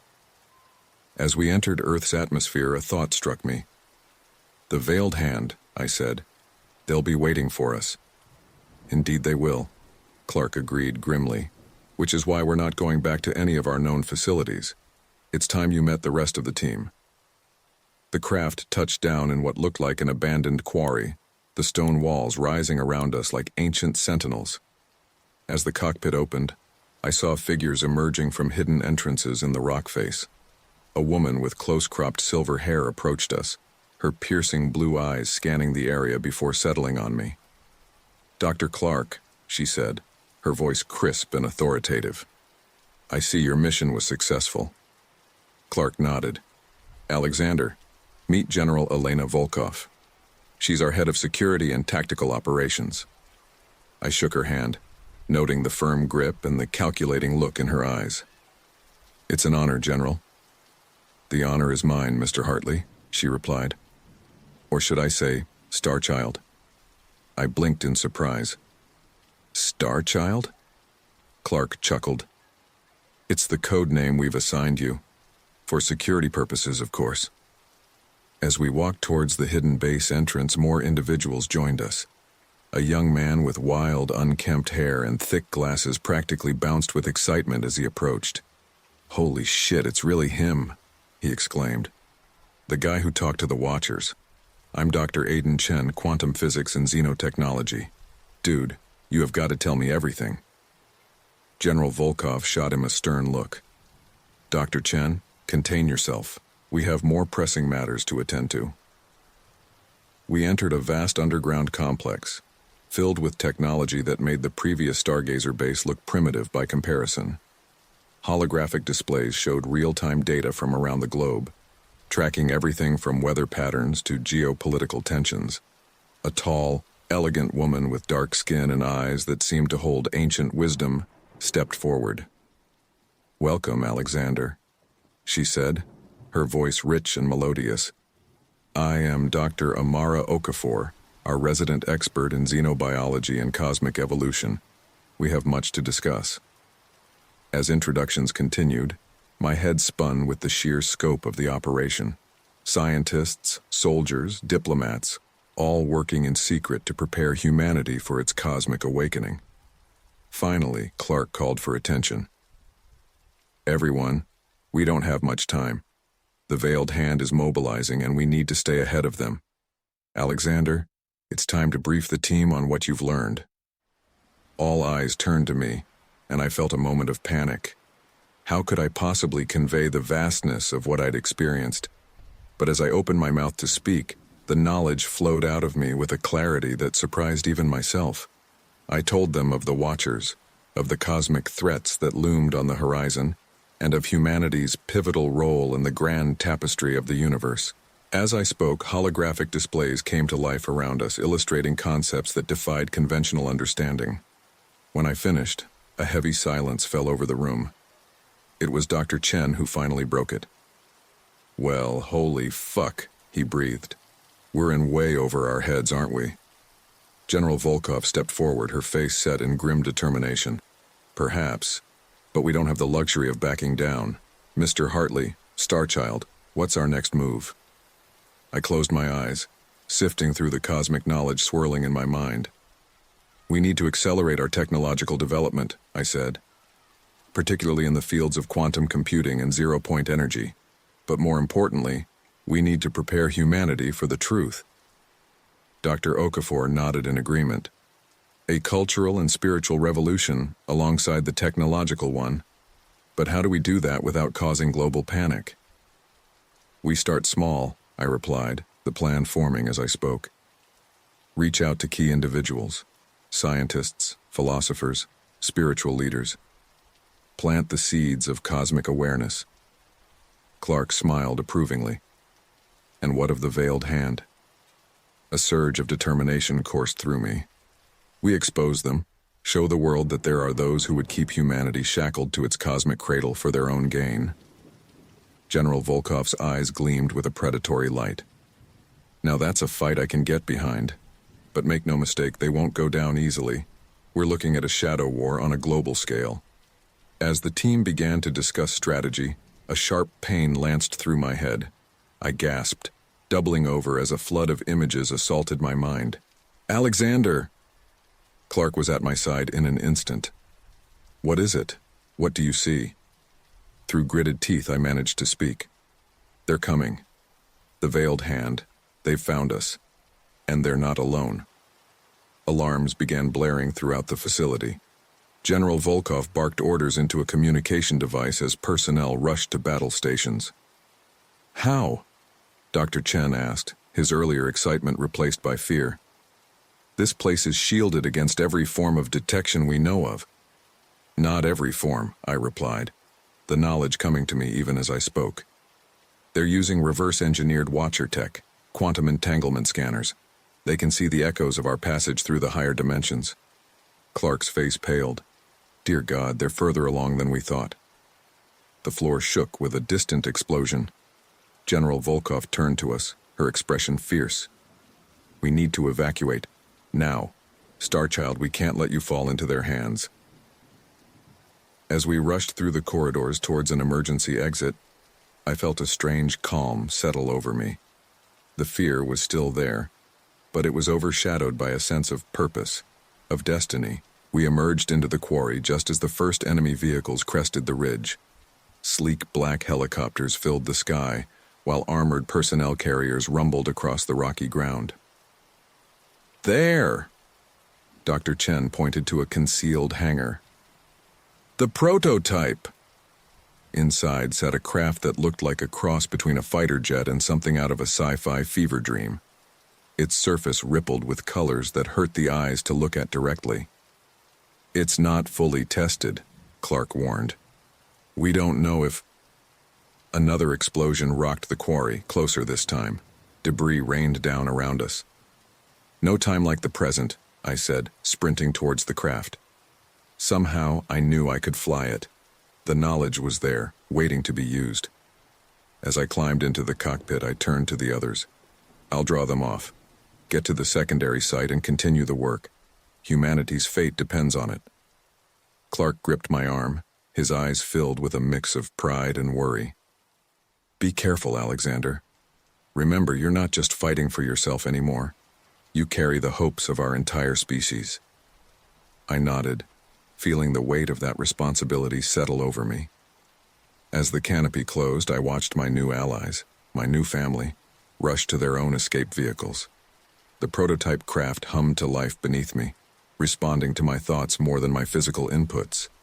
As I lifted off, the pursuing forces opened fire.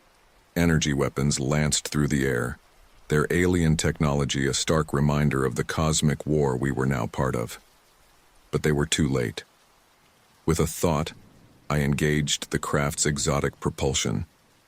The world blurred around me as I shot into the sky, leaving Earth's atmosphere in a matter of seconds.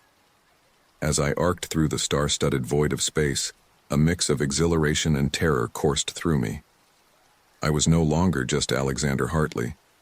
I was Starchild, cosmic revolutionary, defender of humanity's destiny. And this, I realized as I plotted a course for the dark side of the moon, was only the beginning. The real war, a war for the very soul of humanity, was just getting started. And I was right at the center of it all. The dark side of the moon loomed before me, a pockmarked wasteland bathed in starlight. As I guided the prototype craft into a low orbit, my mind raced with possibilities. The Watcher's knowledge whispered of hidden bases, ancient artifacts, and cosmic secrets buried beneath the lunar surface. But I couldn't afford to explore. Not yet. The Veiled Hand would be in pursuit, their reverse-engineered tech allowing them to track my quantum wake. I needed a plan, and fast. As if in response to my thoughts, a notification chimed on the craft's console, an incoming transmission, encoded in a format that shouldn't exist in this corner of the galaxy. With a mix of trepidation and curiosity, I accepted the call. A holographic image flickered to life in the cockpit, a being of swirling energy, vaguely humanoid in shape but constantly shifting and reforming. Starchild, the being said, its voice resonating directly in my mind. I am Zephyrus, emissary of the Cosmic Conclave. Your actions have not gone unnoticed. I swallowed hard, trying to keep my voice steady. I'm honored, but I'm afraid I don't have time for introductions. The Veiled Hand is the least of your concerns, Zephyrus interrupted. Your encounter with the Watchers has set greater events in motion. The balance of power in this sector of the galaxy is shifting and all eyes are turning to Earth. A chill ran down my spine. What do you mean? What's coming? The being's form shimmered, expanding to fill the cockpit with a three-dimensional star map. Pulsing red lines crisscrossed the void, all converging on a single point: Earth. The predecessors are stirring, Zephyrus explained, its tone grave. Ancient beings who seeded life throughout the cosmos eons ago. They sleep in the spaces between galaxies, awakening only when a species reaches the threshold of cosmic awareness. And humanity has reached that threshold, I said, understanding dawning. Zephyrus nodded, its form condensing back to its previous size. Indeed. But the predecessors are not benevolent shepherds like the Watchers. They are cosmic gardeners, and it is time for the harvest. My blood ran cold. Harvest? You mean, the predecessors will judge humanity's worthiness, Zephyrus confirmed. If found wanting, your species will be pruned to make way for new growth. Anger flared within me, hot and sudden. Like hell they will. We've come too far, fought too hard. I won't let some cosmic gardeners decide humanity's fate. To my surprise, Zephyrus's form brightened, as if pleased by my defiance. And that, Starchild, is why you were chosen. The fire of humanity burns bright in you. You may yet be the key to your species' survival. A proximity alert blared, cutting off my reply. 3 ships had just appeared on my radar, closing fast. The Veiled Hand, I growled. How did they find me so quickly? Their technology is more advanced than you realize, Zephyr said. A gift from interested parties who would see humanity remain shackled to its cosmic cradle. I gripped the controls, preparing evasive maneuvers. Any chance you could lend a hand here? Zephyrus's form began to fade. Direct intervention is forbidden. But know this, Starchild, you are not alone in this fight. Seek the Lunar Ark. The keys to humanity's survival lie within.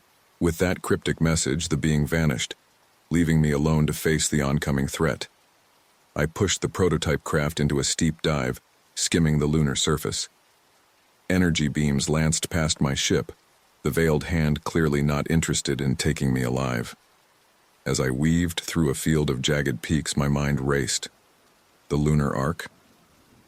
I sifted through the cosmic knowledge in my mind, searching for any reference to such a place. Suddenly, it clicked. Ancient whispers of a repository, hidden by the Watchers millennia ago. A safeguard against cosmic calamity, buried deep beneath the lunar regolith. But where?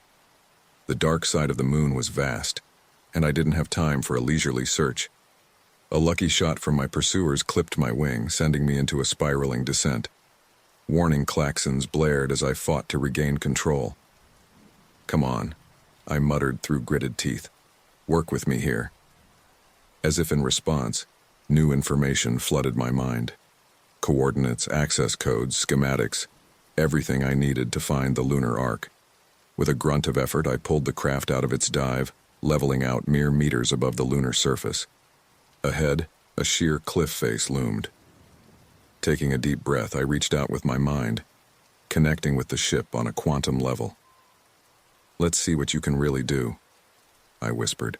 The craft's exotic propulsion system hummed to life, enveloping us in a bubble of warped space-time. The cliff face before us seemed to ripple and part like a curtain. We passed through solid rock as if it were mist, emerging into a vast underground cavern.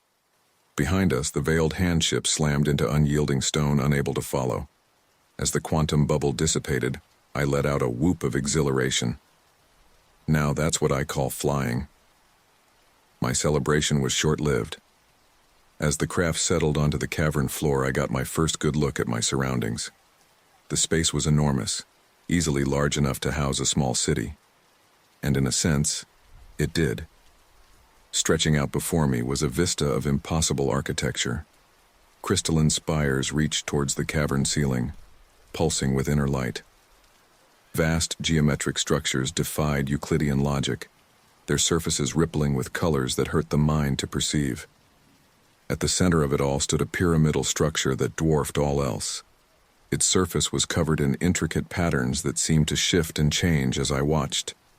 Somehow, I knew this was the heart of the Lunar Ark. As I climbed out of the craft, my feet touched the cavern floor. Immediately, the entire complex hummed to life, responding to my presence. A voice spoke directly into my mind, ancient and powerful. Welcome, Starchild. We have awaited your arrival for eons. I spun around, searching for the source of the voice, but saw no one. Who are you? What is this place? I am the Curator, the voice replied, the living heart of the Lunar Ark. And this, child of Earth, is your species' legacy and salvation. As if choreographed, sections of the floor began to rise, forming a path towards the central pyramid. With no other clear option, I began to walk. Long ago, the Curator continued, when the Watchers first glimpsed the potential in your primitive ancestors, they created this place, a repository of knowledge and power, to be unlocked only when humanity was ready to take its place among the cosmic civilizations. I approached the base of the pyramid where an entrance had appeared. And you think we're ready now? Even with the predecessors coming to judge us? Ready or not, the time has come, the Curator said, its tone grave. The predecessors' arrival was always inevitable. This ark was built to give humanity a fighting chance. As I entered the pyramid, holographic displays sprang to life around me. I saw images of Earth's history, but from a perspective I'd never imagined. Ancient civilizations rising and falling, guided by unseen hands. pivotal moments in human development, subtly influenced by cosmic forces. Your people stand at a crossroads, the curator explained.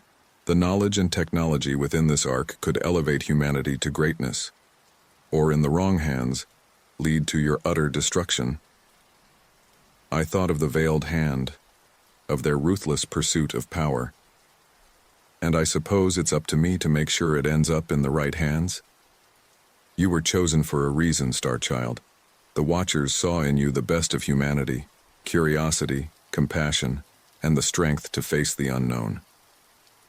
I reached the heart of the pyramid, where a pedestal rose from the floor. Atop it sat a small, unassuming cube that pulsed with inner light. The cosmic seed, the curator said, the distilled essence of the Watcher's knowledge waiting to be unlocked. With this, humanity could achieve wonders beyond imagining, or bring about its own annihilation. I reached out, my hand hovering over the cube. And the predecessors? How do we stop them? You don't, the curator replied simply. You face them. You prove humanity's worth. The cosmic seed will give you the tools, but the courage to use them must come from within. As my fingers closed around the cube, power surged through me. Visions of possible futures flashed before my eyes. Humanity spreading to the stars, unlocking the secrets of creation. But also, darker futures, war, destruction, the earth, a lifeless husk. The choice is yours, Starchild, the curator said, its voice fading. The fate of humanity rests in your hands. A distant rumbling shook the cavern. The veiled hand had found a way in. With the cosmic seed clutched to my chest, I raced back to my ship. As I climbed into the cockpit, I saw the first of the enemy forces emerging into the cavern. Stop him, a voice bellowed. The seed must not leave this place. But they were too late. My ship hummed to life, the cosmic seed interfacing with its systems in ways I didn't yet understand. As we shot towards the cavern ceiling, reality itself seemed to bend around us. We emerged onto the lunar surface, the dark side of the moon falling away beneath us. Earth hung in the void ahead, a fragile blue marble suspended in the cosmos. I plotted a course for home, knowing that the real battle was just beginning. The veiled hand, the predecessors, the very fate of humanity. All of it now rested on my shoulders. As the ship accelerated towards Earth, I allowed myself a small, grim smile. Well, Alex, I muttered to myself, you wanted to explore the cosmos. Be careful what you wish for. The stars streaked past as we hurtled through space, carrying with us the key to humanity's future, and perhaps its salvation. The Earth loomed large in the view screen, a swirling marble of blue and white that had never looked so fragile.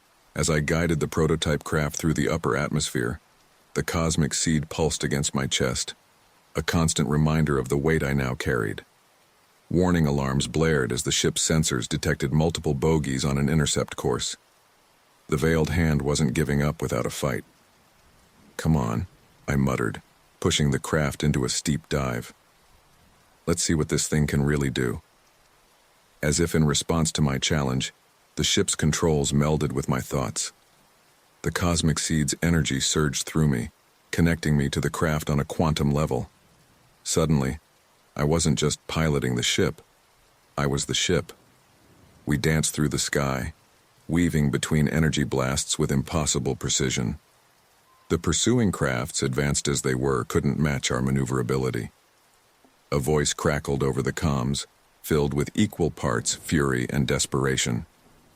Starchild, you have no idea what forces you're meddling with. Surrender the seed, or we'll be forced to take more drastic measures. I recognized the voice. Dr. Emerson, my former mentor at the Stargazer Project. The betrayal stung, but I pushed the feeling aside. There were bigger issues at stake. Sorry, Doc, I replied, banking hard to avoid another barrage. But I've seen what's coming. The predecessors are on their way, and humanity needs every advantage it can get. Emerson's laugh was cold and bitter. The predecessors, you fool. They're not coming to judge us, they're coming to elevate us, to take us to the next stage of evolution. But only the worthy will ascend. The implications of his words hit me like a physical blow. The veiled hand wasn't trying to stop humanity's cosmic awakening. They were trying to control it to ensure only they reaped the benefits. And let me guess, I said, my voice dripping with sarcasm. The veiled hand gets to decide who's worthy. Someone has to, Emerson shot back. Do you really think the masses are ready for this kind of power? They'd destroy themselves and take the rest of us with them. As we argued, I guided the ship lower, skimming the surface of the Pacific Ocean. The pursuing crafts were falling behind, unable to match our impossible speeds at such a low altitude. That's not your decision to make, I said firmly. Humanity deserves a chance to choose its own path. Emerson's reply was cut off as I dove beneath the waves, the prototype craft adapting to its new environment instantly. As we shot through the depths, I marveled at the ship's versatility. There seemed to be no limit to what it could do. But where could I go? The veiled hand's reach was vast, and I couldn't stay hidden forever. I needed allies, a safe haven to plan our next move. As if in response to my thoughts, the cosmic seed pulsed once more. Knowledge flooded my mind. Coordinates, passwords, faces of people I'd never met but somehow knew I could trust. All right, I murmured, setting a new course. Let's hope you know what you're doing. We emerged from the ocean near a small, unmarked island in the South Pacific. As we approached, the dense jungle canopy seemed to part, revealing a hidden landing pad. No sooner had I touched down than I was surrounded by a group of armed individuals, their weapons trained on me with unwavering precision. A tall woman with close-cropped silver hair stepped forward, her piercing gaze sizing me up. "Identify yourself," she barked. I raised my hand slowly, the cosmic seed still clutched against my chest. "My name is Alexander Hartley," I said, "but you might know me better as Starchild." A ripple of surprise went through the group. The woman's eyes widened almost imperceptibly before her stoic mask slipped back into place. "I am General Elena Volkov," she said. "We've been expecting you, though not quite so soon. Follow me." As we walked through the jungle, I took in my surroundings. What had appeared to be natural rock formations were actually cleverly disguised buildings and defense systems. "Welcome to Haven," Volkov said as we approached a hidden entrance, the last bastion of free humanity. The doors slid open, revealing a vast underground complex humming with activity. Scientists pored over holographic displays, while soldiers trained with weapons that looked far beyond current Earth technology. "Impressive," I said, trying to keep the awe out of my voice. "But how have you managed to stay hidden from the veiled hand?" Volkov's lips quirked in a small smile. "We have our methods, and now, it seems, we have you." She led me to a large circular room dominated by a holographic projection of Earth. Gathered around it were a diverse group of individuals, all of whom turned to stare as we entered. "Everyone," Volkov announced, "meet Starchild." A man with wild, unkempt hair and thick glasses bounded forward, his eyes wide with excitement. "Holy shit, it's really him, the Cosmic Chosen One. I'm Dr. Aiden Chen, Quantum Physics and Xenotechnology. You have got to tell me everything about the Watchers." "Down, boy," a woman with dark skin and eyes that seemed to hold ancient wisdom said, placing a restraining hand on Chen's shoulder. "Give the man some space." She turned to me with a warm smile. "Dr. Amara Okafor, Xenobiology and Cosmic Evolution. It's an honor to meet you, Starchild." As introductions continued, I felt a mix of relief and trepidation. These people seemed genuine in their desire to help humanity. But could I really trust them? "I hate to break up the meet and greet," I said, "but we've got bigger problems. The veiled hand is in pursuit, and they're not the only ones.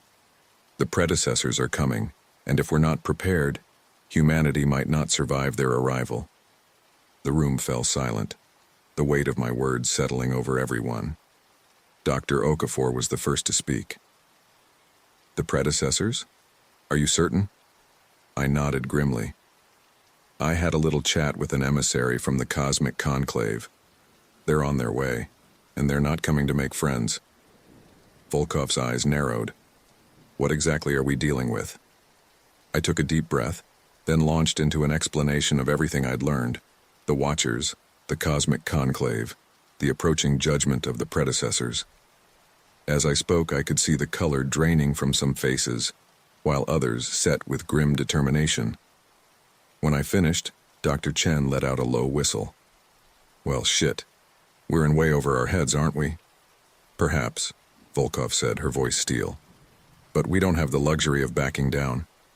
Starchild, you mentioned something called the Cosmic Seed. What exactly is it? I pulled the small cube from my chest, holding it up for all to see. As if sensing it was the center of attention, the seed pulsed with inner light. This, I said, is humanity's best shot at survival. The distilled knowledge of the Watchers, waiting to be unlocked. Dr. Chen's eyes lit up with scientific fervor. May I? He asked, reaching for the seed. As his fingers brushed its surface, the cube flared to life. Holographic projections exploded outward, filling the room with schematics, formulae, and concepts that pushed the boundaries of human understanding. My God, Dr. Okafor breathed. With this knowledge, we could advance centuries in a matter of months. Volkov's expression remained guarded. And in the wrong hands, it could spell our doom. The veiled hand must not get their hands on this. I nodded in agreement. Which is why I came here. We need to unlock this knowledge, prepare humanity for what's coming, but we need to do it right. And how do you propose we do that? A new voice asked. I turned to see an older man entering the room, his face lined with the weight of responsibility. Despite never having met him, I knew instantly who he was. Dr. Everett Clark, I said, extending my hand. It's an honor to finally meet you in person. Clark shook my hand firmly, a small smile playing at the corners of his mouth. The honor is mine, Starchild. I see the Watchers chose well. As the group gathered around the holographic display, I felt a surge of hope. Here, in this hidden base, with these brilliant minds, we might just have a chance. All right, I said, placing the cosmic seed at the center of the table. Let's get to work. We've got a species to save, and not much time to do it. As the seed's knowledge began to unfold before us, I couldn't help but feel a mix of excitement and terror. The fate of humanity rested on our shoulders, and the clock was ticking. The predecessors were coming. The veiled hand was hunting us. And somewhere out in the vast cosmos, other forces were stirring, their attention turned to our little blue planet. But for the first time since this wild journey began, I didn't feel alone. Looking around at the determined faces of my new allies, I knew we had a fighting chance. Whatever trials lay ahead, whatever cosmic horrors we might face, one thing was certain. Humanity would face its destiny united. As we delved into the secrets of the cosmic seed, I couldn't shake the feeling that this was only the beginning. The real adventure and the real challenges were yet to come. My heart pounded in my chest as I raced through the dimly lit streets of Washington, D.C., my mind a whirlwind of fear and determination. Sarah had been missing for 3 days now, and every moment that passed felt like an eternity. The government's denials rang hollow in my ears, their carefully crafted statements doing nothing to assuage my suspicions. We have no information regarding the whereabouts of Sarah Jensen, they'd said, their voices calm and collected. We suggest you file a missing persons report with the local authorities. But I knew better. I had seen the way they looked at her when we were brought in, the mix of fear and curiosity in their eyes as they realized she knew too much. And now, armed with the knowledge and abilities gifted to me by my alien encounter, I was determined to find her, no matter the cost. I ducked into an alley, my enhanced senses alert for any sign of pursuit. My fingers flew over the screen of my encrypted smartphone, sifting through terabytes of data I had managed to extract from the government's secure servers. It had taken days of continuous effort, pushing my new mental capabilities to their limits, but finally, I had found a lead. Hidden beneath layers of classified information and misdirection was a reference to a facility known only as Project Stardust. The location was heavily redacted, but with my enhanced pattern recognition, I had managed to piece together its approximate location, an abandoned military base in the Appalachian Mountains.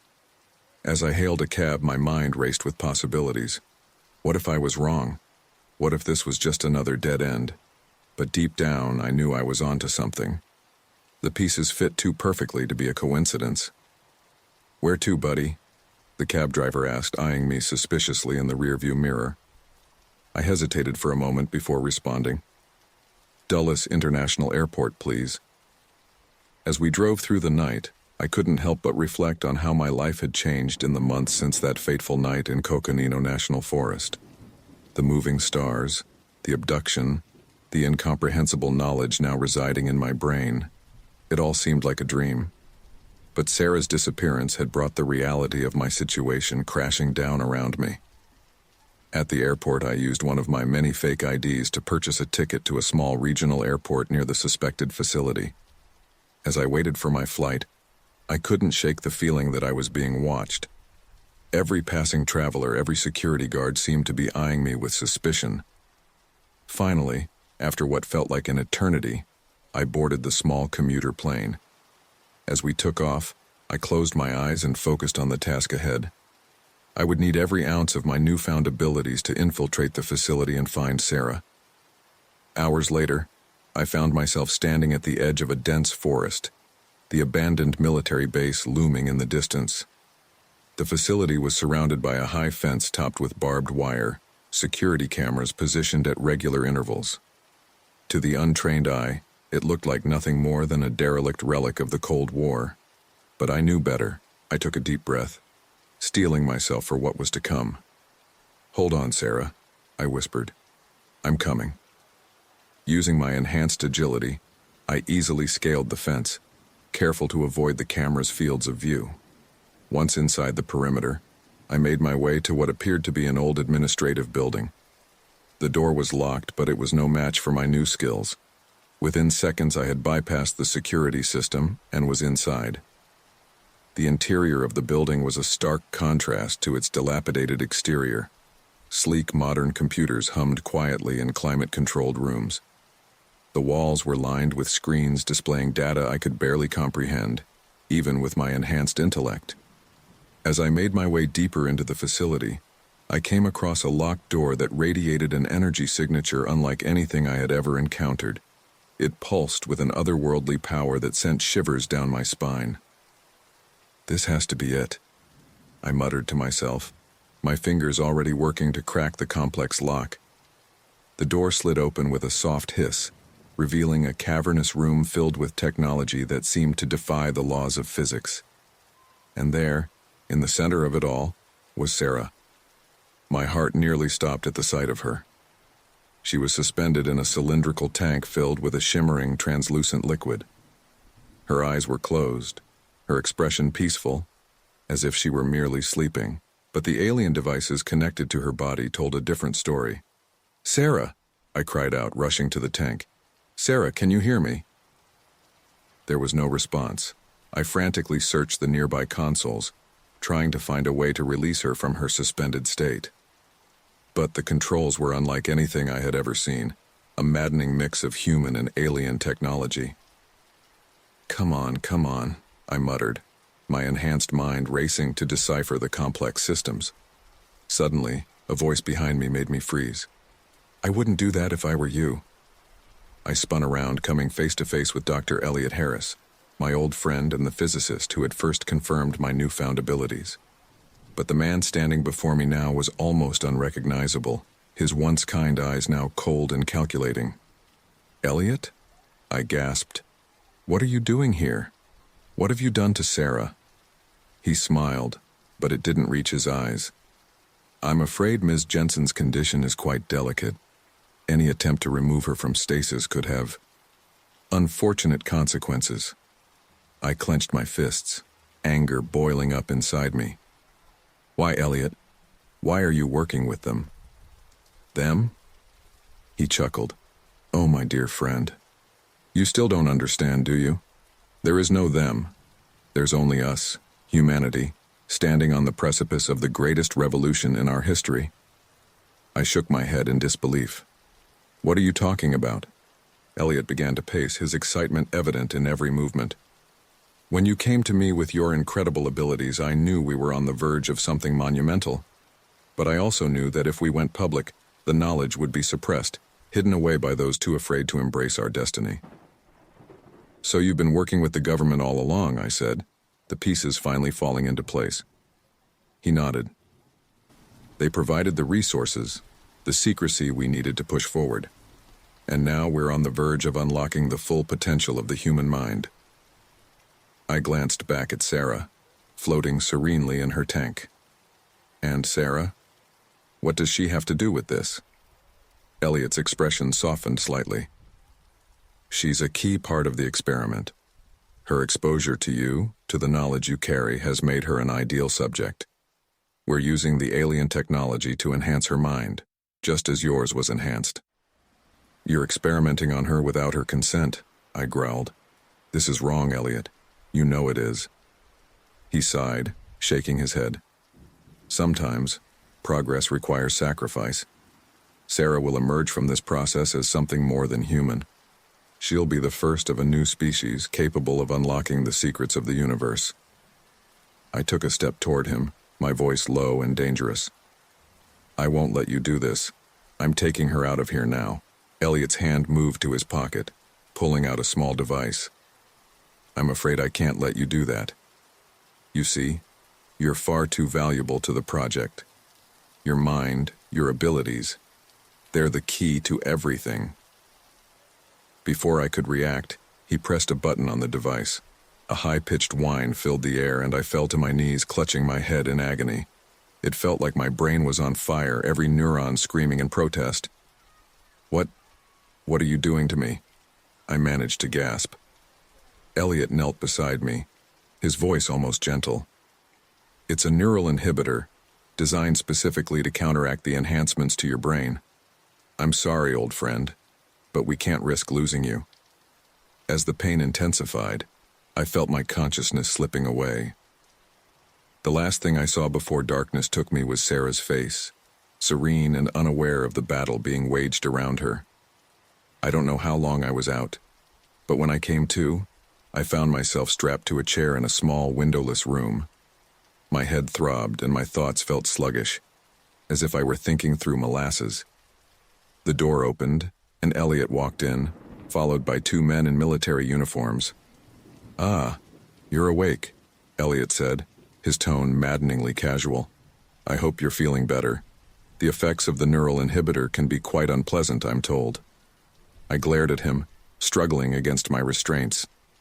Let me go, Elliot. You can't keep me here. He smiled sadly.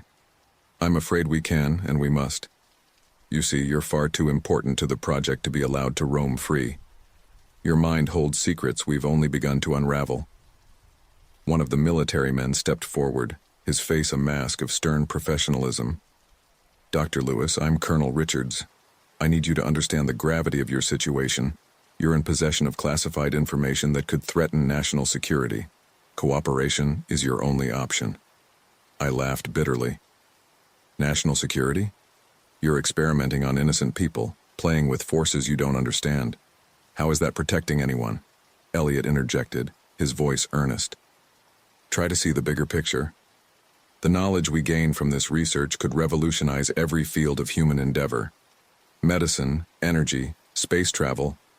We're on the cusp of a new age for humanity. I shook my head, my resolve hardening. At what cost, Elliot? How many more people will you sacrifice for your greater good? The colonel's eyes narrowed. That's not your concern, Dr. Lewis. Your only concern right now should be how you can assist us in our research. And if I refuse? I challenged. The colonel's lip curled in a humorless smile. Then we'll be forced to extract the information from you through other means, A chill ran down my spine at his words, but I refused to show fear. Do your worst.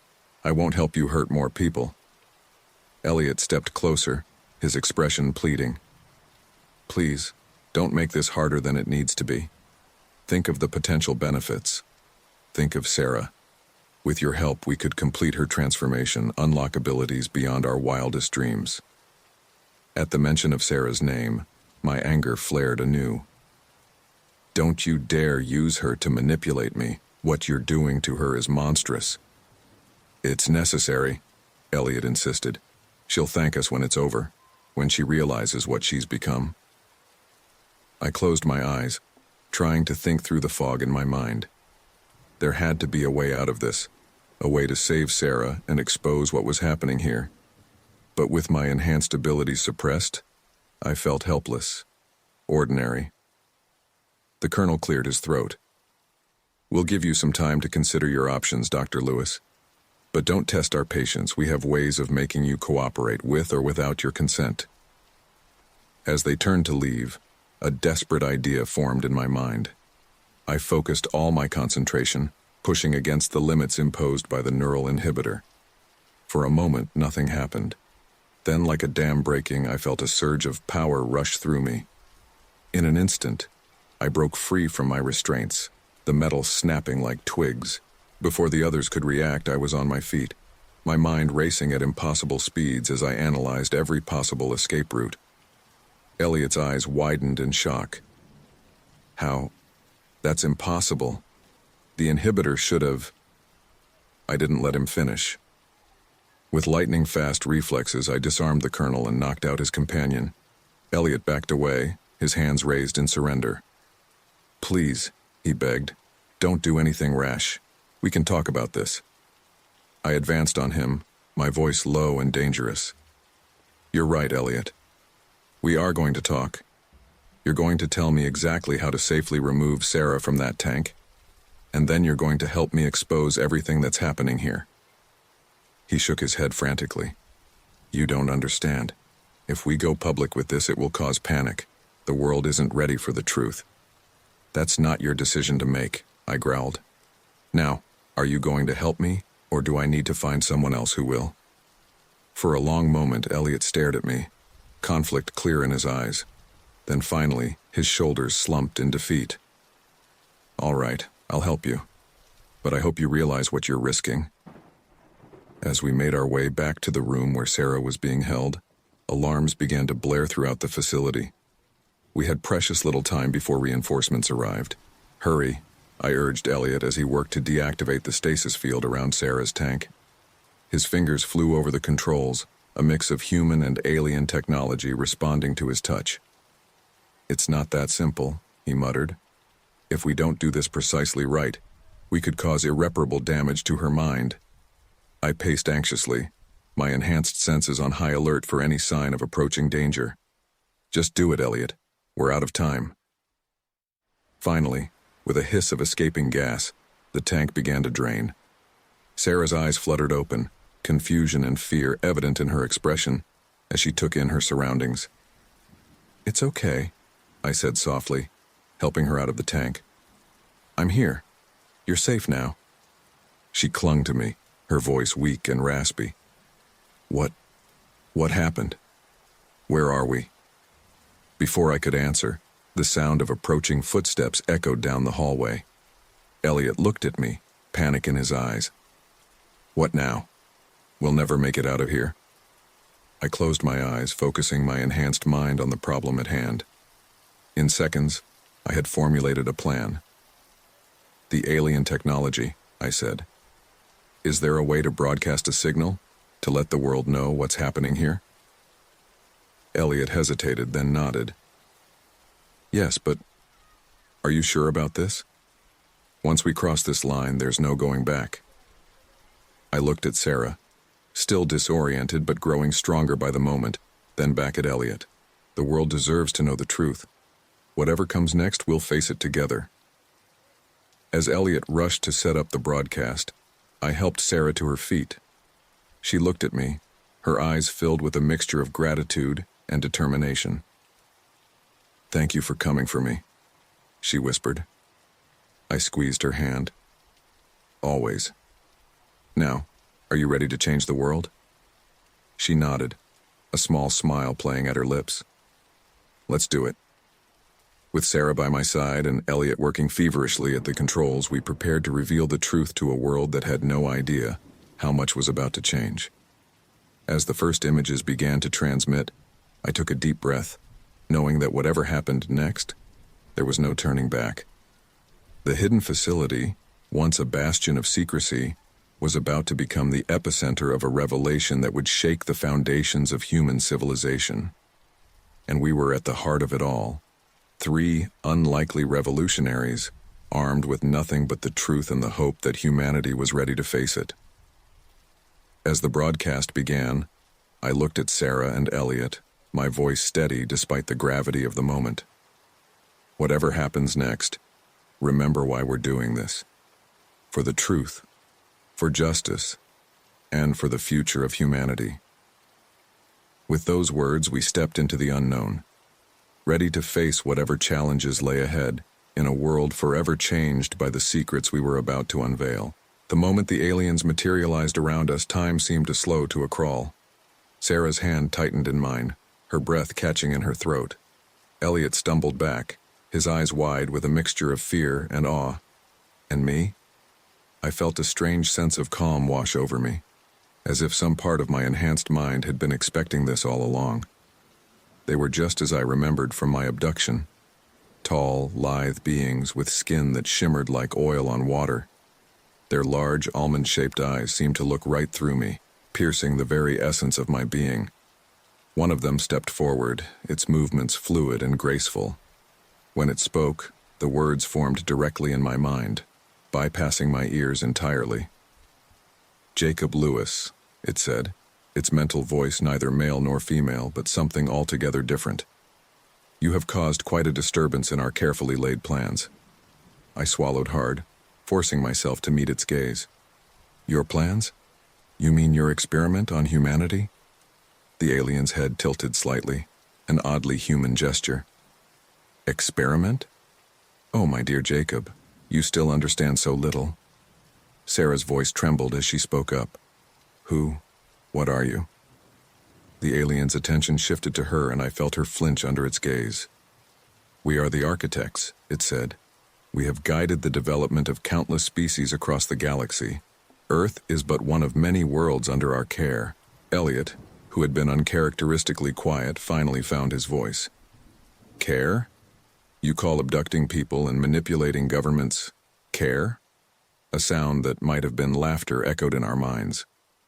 Your perspective is limited by your brief existence, the alien said. We have watched over your world for millennia, gently nudging your species towards its true potential. I shook my head, anger rising in my chest. There's nothing gentle about what you've done.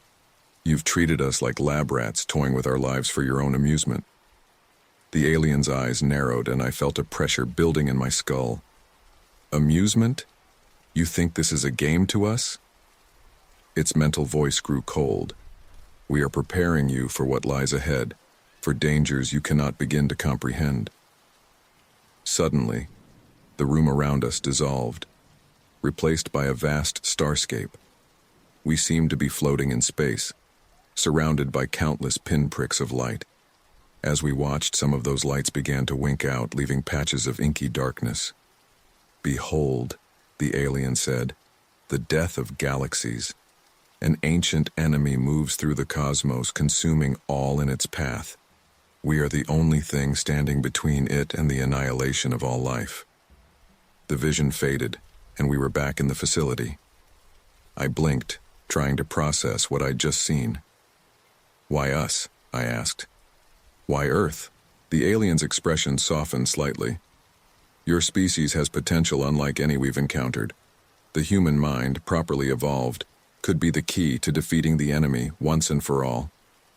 Sarah stepped forward, her fear giving way to curiosity. Is that what you did to Jacob? Evolved his mind? A prototype, the alien confirmed. A glimpse of what humanity could become. Elliot's scientific mind was clearly racing. The experiments we've been conducting, they're based on your technology, aren't they? The alien nodded. We have been guiding your research, yes, but your progress has been disappointingly slow. I felt a flicker of hope. Maybe, just maybe, we could find a peaceful resolution to this. If you just explained all this from the beginning, we could have worked together openly. There was no need for all the secrecy and abductions. The alien's mental voice took on a tone of condescension. And how do you think your world would have reacted to our sudden appearance? To the news that a cosmic horror approaches, intent on wiping out all life? No. Secrecy was necessary to avoid global panic. But now the cat's out of the bag, Sarah said, gesturing to the still-active broadcast equipment. The whole world knows about you. The alien's gaze swept over the machinery, and with a thought, it all went dark. A temporary setback. We have ways of adjusting mass perception. A chill ran down my spine at those words. You're going to make everyone forget? Rewrite history? If necessary, the alien replied calmly. The survival of your species is too important to be jeopardized by premature revelation. Anger flared in me again. That's not your decision to make.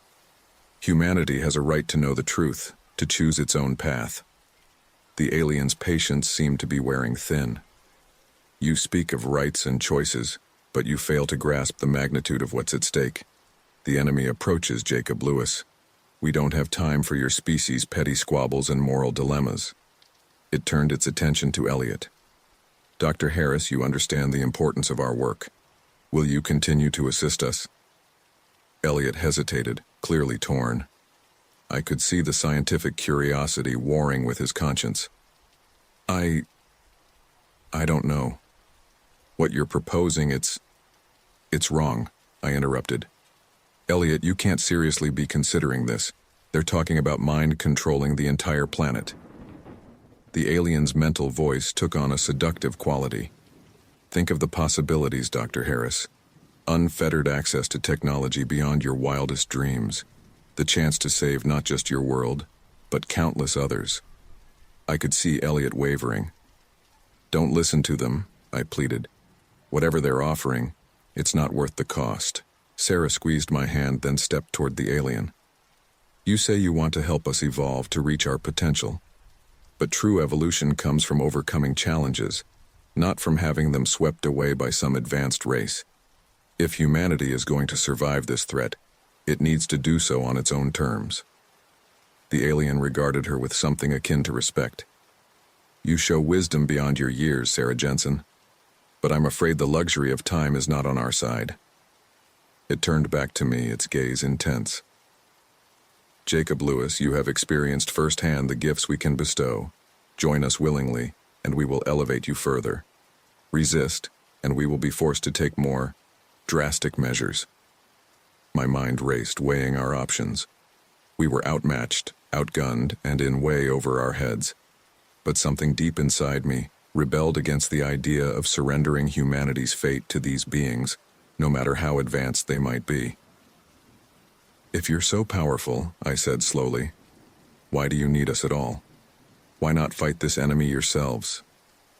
A flicker of something, fear, uncertainty, passed across the alien's features. The enemy adapts. It learns from each encounter, evolving to counteract our defenses. We believe the human mind, with its unique capacity for creativity and lateral thinking, may be the key to finally defeating it. Elliot's scientific curiosity got the better of him. Fascinating. A sort of cosmic evolutionary arms race. But surely there are other species you could use. Why focus so much on Earth? The alien's mental voice took on a hint of frustration. You are not the first world we have shepherded, nor will you be the last. But there is something unique about human consciousness, a spark we have not encountered elsewhere. As they spoke, I felt something stirring in the recesses of my enhanced mind. Fragments of the knowledge implanted during my abduction began to coalesce, forming a picture I hadn't been able to see before.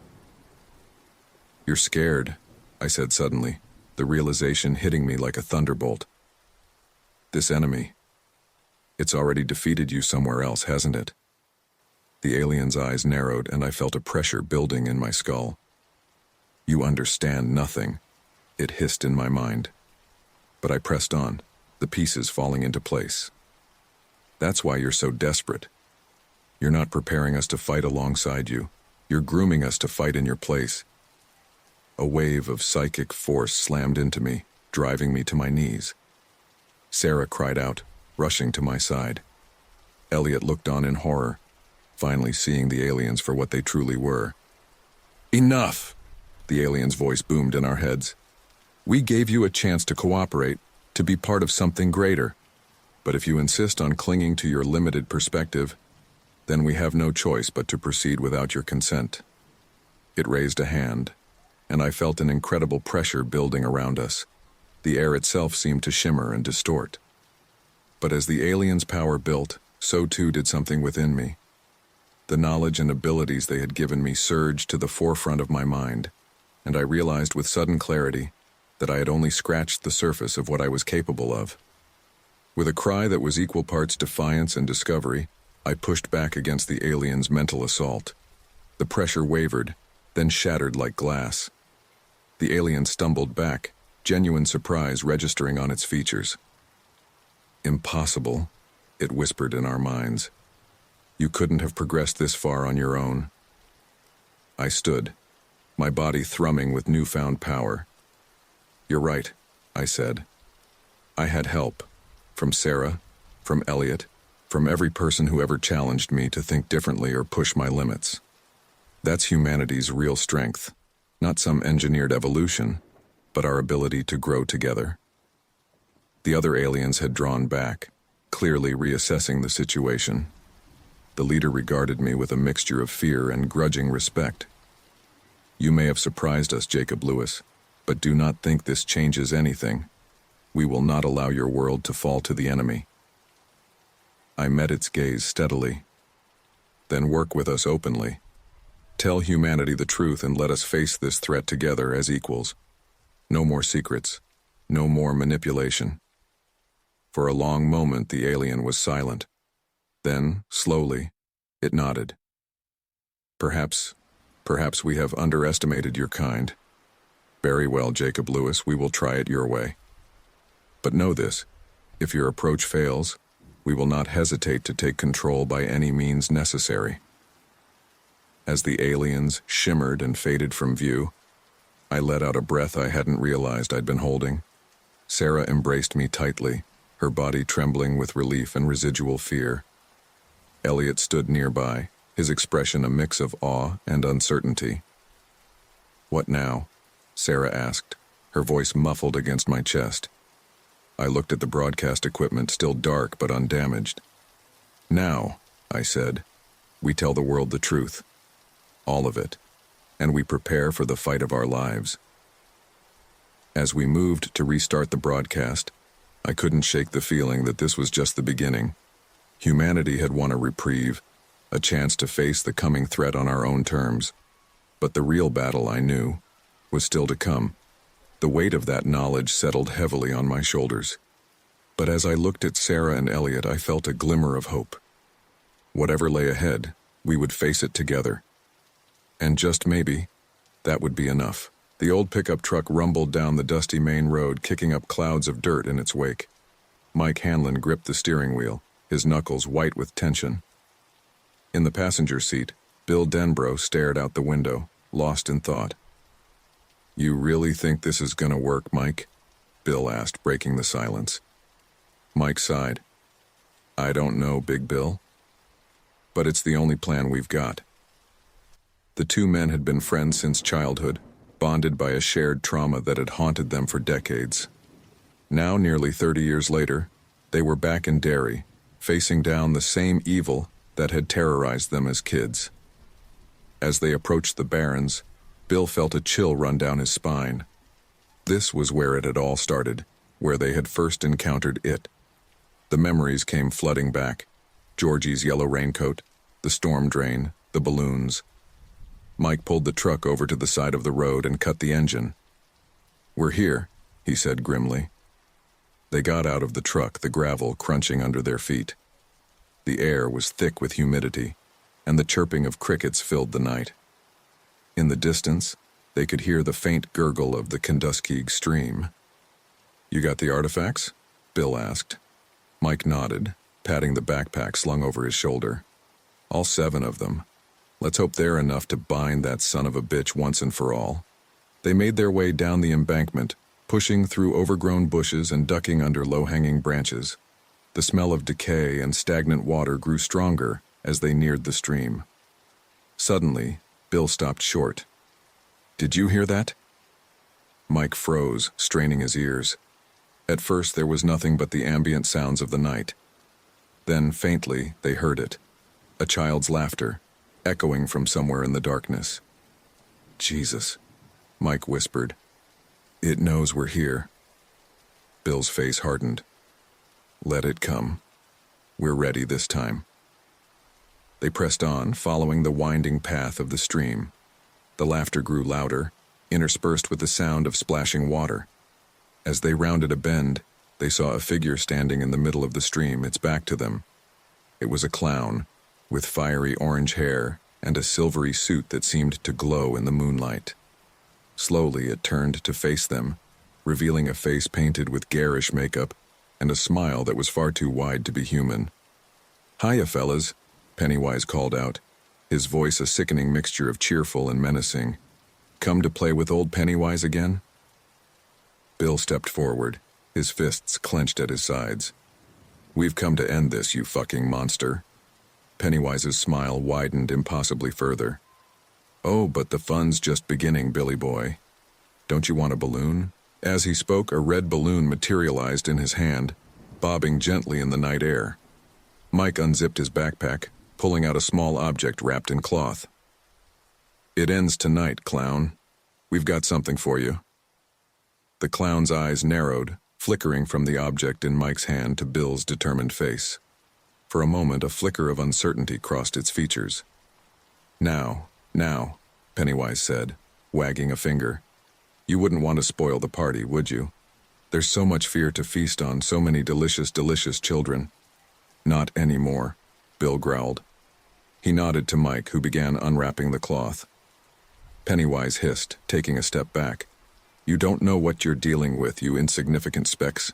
I am eternal. I am the eater of worlds." As Mike revealed the object, a small silver turtle figurine, the air around them seemed to ripple.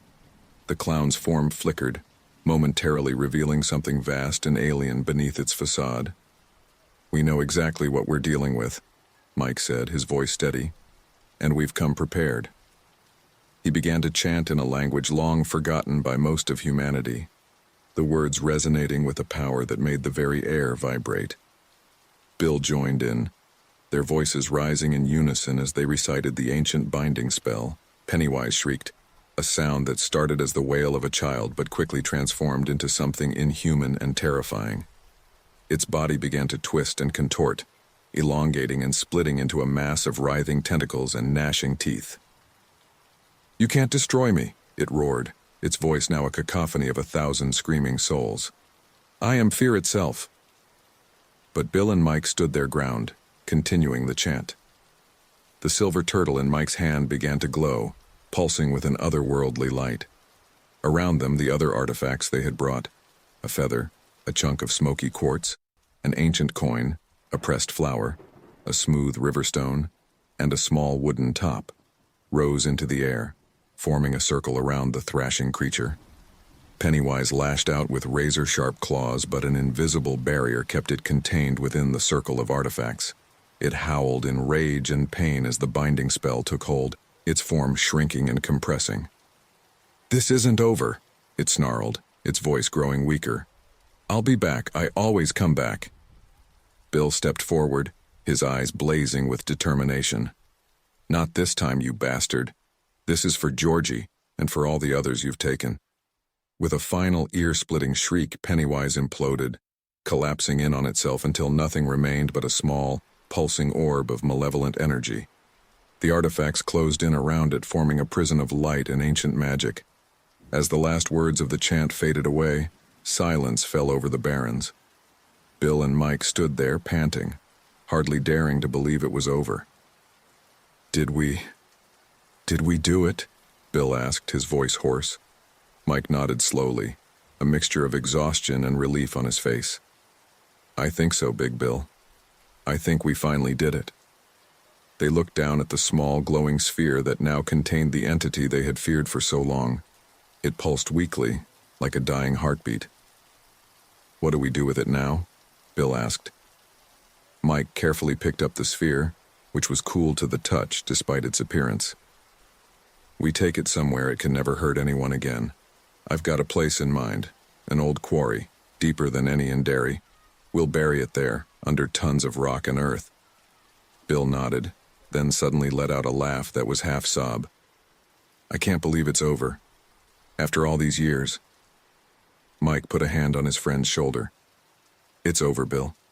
We did it. The Losers Club kept its promise." As they made their way back to the truck, Bill felt a weight lift from his shoulders. The nightmares that had plagued him for decades began to fade, replaced by a sense of peace he hadn't known since childhood. They drove in silence to the quarry, the sphere safely tucked away in Mike's backpack. As the first light of dawn began to streak the sky, they stood at the edge of the deep pit, ready to consign their lifelong nemesis to its final resting place. "Any last words?" Mike asked, holding the sphere out over the abyss. Bill thought for a moment, then shook his head. "No. No more words. Let's just end this." With a nod, Mike let the sphere drop. They watched as it fell, glowing faintly, until it disappeared into the darkness below. Then, using the equipment Mike had brought, they triggered a controlled rock slide, burying the entity under tons of debris. As the dust settled, Bill turned to his friend. "What now?" Mike smiled, a genuine, unburdened smile that made him look years younger. "Now, my friend, we live, we go home, we hug our loved ones, and we enjoy every moment we have left, because we've earned it." Bill nodded, feeling a smile spread across his own face. As they walked back to the truck, the rising sun painted the sky in hues of pink and gold. For the first time in 27 years, Bill Denbrough felt truly free. The nightmare was over. Derry's long, dark chapter had finally come to a close. And somewhere, in whatever afterlife might exist, Bill liked to think that Georgie was smiling. The sun had barely crested the horizon when Bill Denbrough's phone rang, shattering the pre-dawn silence. He fumbled for it, his mind still foggy with sleep. Hello," he mumbled, the old stutter creeping back into his voice. "Bill, it's Mike. We've got a problem." Bill sat up, instantly alert. "What is it? Is it—" "No, not directly," Mike cut him off. "But something's happening in Derry. People are remembering." A chill ran down Bill's spine. Remembering what? Everything. The missing kids, the deaths, the things we all tried so hard to forget. It's like a dam is broken in the town's collective memory. Bill swung his legs out of bed, already reaching for his clothes. "I'll be there in an hour. Call the others." As he drove through the misty Maine morning, Bill's mind raced. They had defeated it, buried the entity deep beneath the earth. But had they truly escaped its influence? The streets of Derry were eerily quiet as he pulled into town. A few early risers were out, huddled in small groups, talking in hushed, urgent tones. As he passed, they turned to stare, recognition dawning in their eyes. Mike was waiting for him outside the library, looking haggard. "Thanks for coming, Big Bill. The others are on their way." Inside, they found Beverly Marsh and Ben Hanscom already there, looking as sleep-deprived as Bill felt. Richie Tozier arrived a few minutes later, his usual wisecracks noticeably absent. "So what's the deal, Mikey?" Richie asked, collapsing into a chair. "I thought we were done with this freak show." Mike sighed, rubbing his temples. "I thought so too. But something's changed. It's like the whole town is waking up from a long nightmare, all at once." "Is that such a bad thing?" Ben asked. Maybe it's just healing. Beverly shook her head. You didn't see what I saw on the way here. People are scared, angry. There's a feeling in the air like it's still here. Bill finished quietly. They all fell silent, the weight of those words hanging heavy in the air. But we destroyed it, Richie protested. Didn't we? Mike nodded slowly. We did. At least, I'm pretty sure we did. But it was more than just a physical being. It was an influence, a presence that seeped into the very foundations of this town. And now that it's gone, all the things it kept hidden are coming to light, Beverly murmured. A knock at the door made them all jump. Eddie Kasprack poked his head in, looking pale and jittery. Sorry I'm late. The streets are getting crazy out there. People are starting to gather, talking about all of it.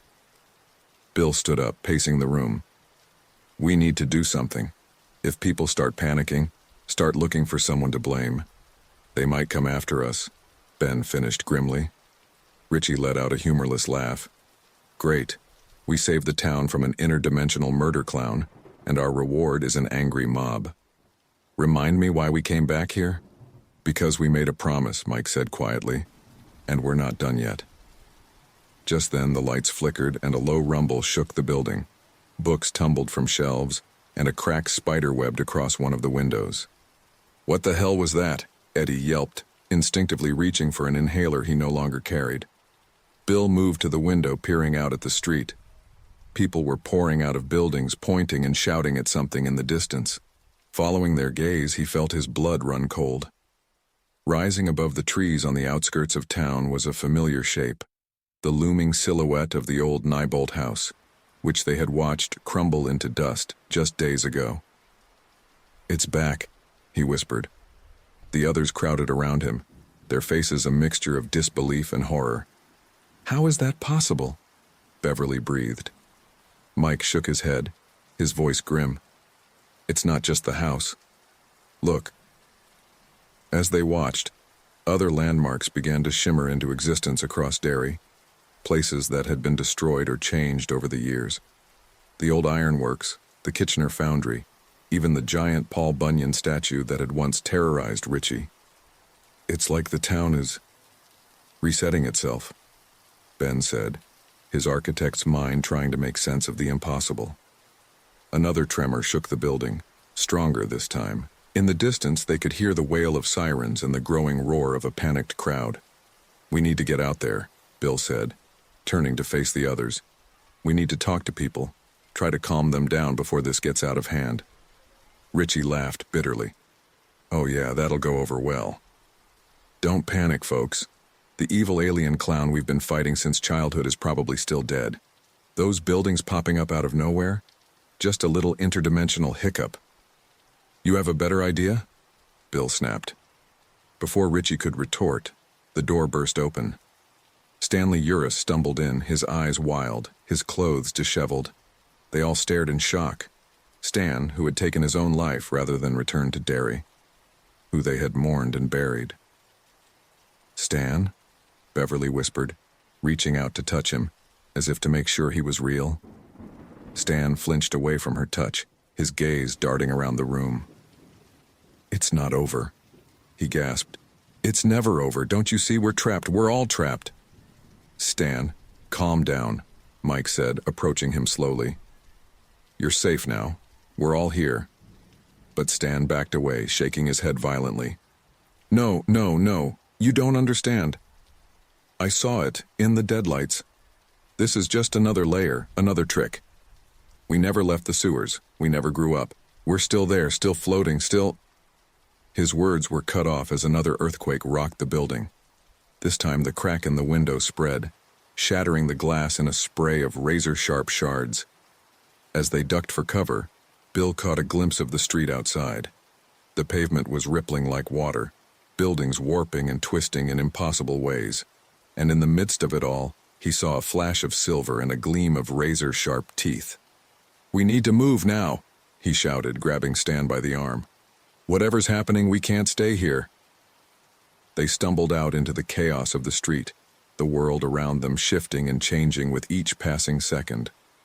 The sky above had turned a sickly yellow-green, roiling with unnatural clouds. "Where do we go?" Eddie cried, his voice barely audible over the cacophony of screams and crashing debris. Bill looked around wildly, trying to get his bearings in this nightmare version of Derry. Then he saw it, the statue of Paul Bunyan now animated and lumbering towards them, its eyes glowing with malevolent red light. "The Barrens!" he shouted. "We need to get to the Barrens." As they ran, dodging falling masonry and fleeing townspeople, Bill's mind raced. If Stan was right, if this was all some elaborate illusion created by it, then maybe the key to breaking free lay where it all began, in the depths of Derry's sewers. They reached the edge of the Barrens, the ground beneath their feet becoming soggy and treacherous. Behind them they could hear the thunderous footsteps of the Paul Bunyan statue, drawing ever closer. "There!" Mike pointed to a half-hidden entrance to the sewer system, partially obscured by overgrown vegetation. As they scrambled towards it, Bill felt a tugging sensation in his chest, a feeling of déjà vu so strong it made him dizzy. Had they done this before? Were they truly reliving some nightmarish loop trapped in its final revenge? Just as they reached the entrance, a massive axe blade slammed into the ground before them, missing Eddie by inches. They looked up to see the Paul Bunyan statue looming over them, its face twisted into a grotesque parody of Pennywise's grin. "Welcome back, losers," it boomed, its voice a horrifying mixture of the statue's deep rumble and the clown's high-pitched cackle. "Ready for another round?"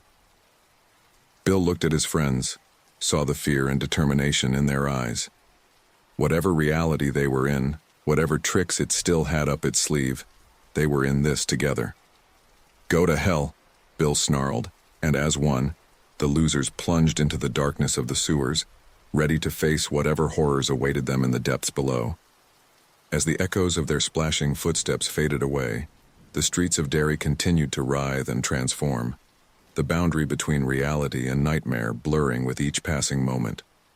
And somewhere in the twisting labyrinth beneath the town, a forgotten evil stirred, ready to face its tormentors one last time. The final battle for Derry, and for the souls of the Losers Club, had begun. The fetid water of the sewers sloshed around their knees as the Losers Club stumbled through the darkness. The stench was overwhelming, a mixture of decay and something alien that made their eyes water and their stomachs churn. "I can't believe we're back down here," Eddie whimpered, his voice echoing off the slimy walls. "I can't fucking believe it." "Believe it, Eds," Richie said, his attempt at humor falling flat in the oppressive gloom. "Looks like it's pulled out all the stops for our grand finale." Bill led the way, his hand trailing along the wall to keep his bearings. The memory of their childhood journey through these tunnels was vivid in his mind, but something felt off. The passages seemed to shift and change, leading them in circles despite his best efforts to navigate. "Does anyone else feel like we're going in circles?" Ben asked, voicing Bill's concerns. "It's trying to confuse us," Mike said grimly. "We need to stay focused." Beverly suddenly stopped, causing Stan to bump into her. "Wait," she said, her voice tight with fear. "Do you hear that?" They all fell silent, straining their ears. At first, there was nothing but the steady drip of water and their own ragged breathing. Then, faintly, they heard it, a child's laughter echoing from somewhere deep in the maze of tunnels. "Georgie," Bill whispered, his heart clenching. Before anyone could stop him, he took off running towards the sound, splashing through the murky water. "Bill, wait!" Beverly cried, but he was already disappearing around a bend. The others had no choice but to follow, calling out his name as they tried to keep up. The tunnels seemed to stretch and contract around them, defying the laws of physics. Eddie tripped, going face first into the foul water. Richie hauled him up, but not before Eddie had swallowed a mouthful of the putrid liquid. "Oh God," he gagged, spitting and retching. "Oh God, we're going to die down here." "Not today, Eds," Richie said, his voice uncharacteristically gentle. "Come on, we can't lose the others." They rounded another corner and found themselves in a vast chamber, The ceiling arched high above them, lost in shadows. In the center of the room stood Bill, staring at something they couldn't see. "Bill?" Beverly called out cautiously. "What is it?" He turned to them, his face pale in the dim light. It's all of them, all the missing kids." As their eyes adjusted to the gloom, they saw what Bill was looking at. Floating in the air around them were dozens of bodies, children of all ages, suspended as if in water, their eyes closed and faces peaceful. "Jesus Christ," Stan muttered, his eyes wide with horror. Mike stepped forward, his brow furrowed. "This isn't real," he said firmly. "It's another trick. We destroyed it, remember? These kids, they're at peace now." As if in response to his words, the bodies began to twitch and jerk. Their eyes snapped open, revealing not the vacant stare of the dead, but a malevolent yellow glow. "You left us," they said in unison, their voices a chorus of accusation. "You forgot about us." "No," Bill said, shaking his head. "No, we didn't forget. We came back. We fought it." The children's faces twisted into identical sneers. "But you didn't save us," they hissed. "You couldn't save any of us." Suddenly the floating bodies plummeted, splashing into the water around the losers. As they hit the surface, they dissolved into a writhing mass of tentacles and teeth. "Run!" Mike shouted, but it was too late. The tentacles lashed out, wrapping around their legs and pulling them down. Richie felt something grab his ankle, yanking him off his feet. He went under, the foul water filling his nose and mouth. In the murky depths he saw a face, not Pennywise, but something older, more primal. A face composed of swirling darkness and pinpricks of light, like a twisted reflection of the night sky. Just as his lungs were about to burst, he felt a hand grab his collar, hauling him to the surface. He came up gasping, face to face with Eddie. "I got you," Eddie panted, his earlier fear replaced by determination. "I got you, Rich." Around them, the others were fighting their own battles. Ben had grabbed a piece of broken pipe and was swinging it wildly at the tentacles. Beverly was back to back with Bill, both of them kicking and punching at the writhing mass. Stan stood frozen, his eyes wide and unseeing, until Mike slapped him hard across the face. "Snap out of it, Stan," Mike shouted. "We need you." Stan blinked, coming back to himself. I'm sorry. I thought I was back in the deadlights." "It's not real," Bill called out, his voice rising above the chaos. "None of this is real. We beat it once, we can do it again." As if triggered by his words, the chamber began to shake.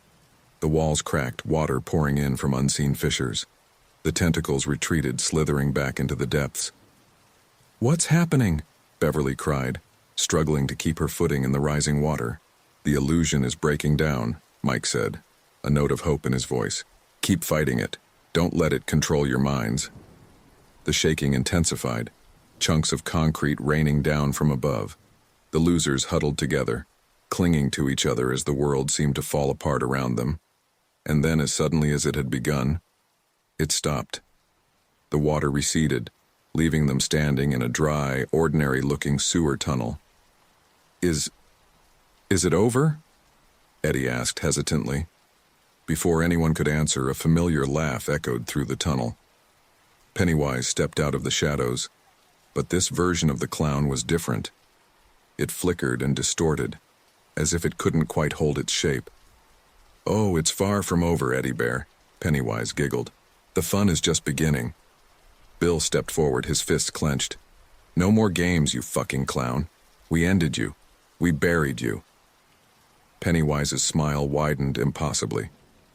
"Did you really think it would be that easy? I am eternal, Bill Ali. I am the eater of worlds and of children. And now I'll feast on your delicious, delicious fear for all eternity." The clown's form began to shift and grow, expanding to fill the tunnel. Its mouth opened wide, revealing row upon row of razor-sharp teeth. A sickly yellow light began to emanate from its throat. The deadlights. "Don't look," Beverly screamed. but it was too late. Stan and Eddie were already caught in its gaze, their eyes going blank as they began to float off the ground. "No!" Richie yelled, grabbing Eddie's leg. "I'm not losing you again, Eds." Mike and Ben struggled to pull Stan back down, while Bill and Beverly faced the monstrosity that Pennywise had become. "How do we fight this?" Beverly asked, her voice shaking. "How do we kill something that isn't even real?" Bill's mind raced, thinking back to everything they'd been through, everything they'd learned. Then, it hit him. "We don't fight it," he said quietly. "We accept it." "What?" Beverly looked at him in confusion. "It feeds on our fear," Bill explained, his voice growing stronger. "But what if we're not afraid anymore? What if we accept everything it shows us, everything it does to us?" Understanding dawned in Beverly's eyes. She nodded, then turned to face the creature. "You hear that, you bastard? We're not afraid of you anymore." The others, hearing her words, began to join in. "Yeah, fuck you, clown," Richie shouted, still holding on to Eddie. "Do your worst." "We see you for what you are," Mike called out. "A parasite, feeding off the fears of children. But we're not children anymore." Ben's voice joined the chorus. "You have no power over us. We choose not to fear you." Even Stan and Eddie, still caught in the deadlights, seemed to stir at their friend's words. Pennywise's form began to waver, its growls of triumph turning to shrieks of rage and fear. "No!" it howled. "You can't. You must fear me. You must." But the losers stood firm, their resolve strengthening with each passing moment. As they watched, Pennywise's massive form began to shrink, collapsing in on itself like a deflating balloon. "This isn't real," Bill said, his voice calm and certain. "None of this is real. We're not in the sewers. We're not children anymore. We're safe, we're strong, and we're together." With a final, ear-splitting shriek, Pennywise imploded, leaving behind nothing but a faint, foul-smelling mist. The tunnel around them began to fade, the grimy walls dissolving like a bad dream. The losers found themselves back in the Derry Public Library, standing in a circle, their hands clasped tightly together. They looked at each other in bewilderment, then out the windows.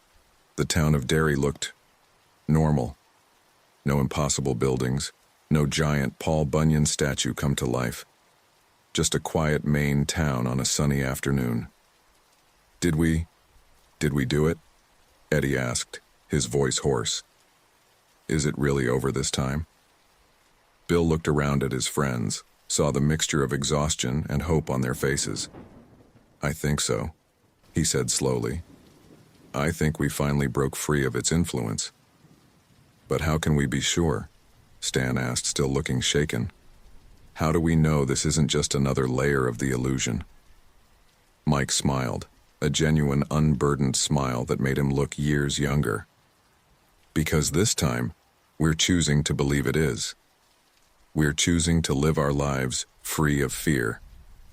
As they stood there, the weight of their shared history settling around them like a comfortable blanket, they realized that perhaps this had been the final test all along. Not a battle of strength or wit, but a choice, to live in fear, or to embrace life with all its uncertainties and joys. "So," Richie said, breaking the silence, "who's up for a beer? I'd say we've earned it." Laughter, real and unburdened, filled the room. As they made their way out of the library and into the warm Maine afternoon, the Losers Club felt truly free for the first time in decades. Whatever challenges lay ahead, they would face them together, bound by a friendship that had survived monsters both real and imagined. And somewhere, in the deep, dark places beneath Derry, the last echoes of an ancient evil faded away, defeated not by violence or magic, but by the simple, unshakable power of friendship and courage. The Derry Town House Bar was quiet, save for the low murmur of conversation and the occasional clink of glasses. In a corner booth, the Losers Club sat huddled together, nursing their drinks and trying to process the events of the past few days. Bill Denbrough stared into his whiskey, watching the amber liquid swirl in the glass. "I still can't believe it's really over," he said softly. Beverly Marsh reached out and squeezed his hand. It is, Bill. We did it. We finally did it. Richie Tozier knocked back his beer and signaled for another. Yeah, but at what cost? I mean, look at us. We're not exactly the picture of mental health here, folks. Eddie Kasprek shot him a look. Really, Rich? You want to go there? Richie held up his hands in mock surrender. Hey, just calling it like I see it, Eds. We've been through some serious shit. It's okay to admit we're a little fucked up. Mike Hanlon, who had been quiet up until now, leaned forward. Maybe that's the point, he said thoughtfully. Maybe we needed to face our demons, both literal and figurative, to truly move on. Ben Hanscom nodded slowly. I think Mike's right. It's like, we've been carrying this weight our whole lives, even when we couldn't remember why. And now we're free. Stanley Uris finished, a small smile playing at the corners of his mouth.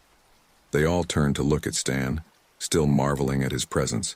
His near-suicide attempt had shaken them all, a stark reminder of the lasting impact of their childhood trauma. How are you feeling, Stan? Beverly asked gently. Stan took a deep breath, considering the question. Honestly, I feel lighter. Like I can finally breathe again. I know it doesn't make sense given everything we've been through, but it makes perfect sense, Bill said, reaching out to clasp Stan's shoulder. We faced our worst fears, our deepest traumas, and we survived. A comfortable silence fell over the group, each lost in their own thoughts. The bartender approached with a fresh round of drinks, eyeing them curiously. You folks been through something? He asked, setting down the glasses. Richie snorted. You could say that, my good man. We just saved the entire fucking town from an interdimensional evil clown. No big deal. The bartender blinked, then chuckled. Right. Well, enjoy your drinks. Let me know if you need anything else. As he walked away, Eddie leaned in, hissing, Jesus, Richie, you can't just tell people about, you know. Richie shrugged. Why not? It's not like anyone would believe us anyway. And besides, isn't that part of moving on? Being able to talk about it? Mike nodded thoughtfully. Richie's got a point. We've spent so long hiding from this, trying to forget. Maybe it's time we owned our story. But how? Ben asked. How do we even begin to process everything that's happened? Bill's eyes lit up, a familiar spark of creativity flashing across his face. We write it down, he said. All of it. Everything we remember, everything we've been through. We put it all on paper. Like a book? Beverly asked, raising an eyebrow. Bill nodded excitedly. Exactly. We tell our story, the real story. Not just about it, but about us. About friendship and courage and growing up. Richie leaned back, a skeptical look on his face. I don't know, Big Bill. Who's gonna want to read about a bunch of losers fighting a killer clown? You'd be surprised, Mike said with a small smile. People are drawn to stories of ordinary people facing extraordinary circumstances. And our story? Well, it's about as extraordinary as it gets. Eddie fidgeted nervously. But what if writing it all down makes it come back somehow? What if we're opening a door that should stay closed? Stan shook his head firmly. No, it's gone. We made sure of that. This isn't about bringing it back. It's about making sure we never forget again. Making sure we remember who we are and what we've overcome. As they discussed the idea, a sense of excitement began to build. The prospect of sharing their story, of finally giving voice to the experiences that had shaped them, was both terrifying and exhilarating. So, how do we do this? Ben asked. Do we all contribute, or? Bill's mind was already racing with possibilities. I'll write it, he said, but I'll need all of your help. Your memories, your perspectives. We'll make it a collaborative effort. A regular think tank of trauma, Richie quipped, but there was a glimmer of interest in his eyes. As they continued to talk, fleshing out the idea, they failed to notice the strange looks they were getting from the other patrons. Their animated discussion, punctuated by words like clown and sewers and deadlights, was drawing more than a few curious glances. Finally, an elderly man at the bar couldn't contain his curiosity any longer. He approached their table, his weathered face creased with concern. "Excuse me," he said, his voice gravelly with age. "I couldn't help but overhear. You folks, you're talking about it, aren't you?" The losers fell silent, exchanging wary glances. Bill cleared his throat. You know about it?" The old man nodded slowly. "Lived in Derry my whole life. Seen things. Things that don't make sense. Things that folks don't like to talk about." He paused, his rheumy eyes scanning their faces. "You're the ones who stopped it, aren't you? Back in '58, and again just now." Beverly leaned forward, her voice low. "How do you know about that?" The old man chuckled, but there was no humor in it. "When you've been around as long as I have, you start to see patterns. The missing kids, the accidents, the way folks in this town just forget. But it's been different lately. People are remembering, talking. It's like a fog's been lifted." Mike stood up, offering the man a seat. "Please join us. We'd love to hear more about what you know." As the old man settled into their booth, the losers found themselves hanging on his every word. He spoke of cycles of violence and disappearances dating back to Derry's founding, of strange sightings and unexplained phenomena. With each story, the pieces of their own experiences began to fit into a larger, more terrifying picture. "I always knew there was something wrong with this town," the old man said, shaking his head. "But folks, they don't want to see it. They'd rather pretend everything's normal. But you saw the truth. You faced it." Bill nodded solemnly. "We did, and we're planning to write about it, to make sure the truth isn't forgotten again." The old man's eyes widened. "You'd do that? You'd tell the world about it?" "Not just about it," Ben said. "About Derry, about the cost of looking the other way, of pretending evil doesn't exist." The old man was quiet for a long moment, considering their words. Finally, he reached into his pocket and pulled out a battered old notebook. "If you're really going to do this," he said, sliding the notebook across the table, "then you might want to take a look at this. Been keeping track of things for years. Dates, names, incidents that didn't add up. Might help fill in some gaps." Mike took the notebook reverently, recognizing it for the treasure trove of information it was. "Thank you," he said softly. This could be invaluable." As the old man stood to leave, he fixed them with a serious gaze. "You be careful," he warned. "Derry's got secrets it doesn't like shared. And even with that thing gone, there's folks who'd rather keep the past buried." They watched him go, a newfound sense of purpose settling over the group. What had started as an idea for personal catharsis had suddenly taken on a greater significance. They weren't just telling their own story anymore.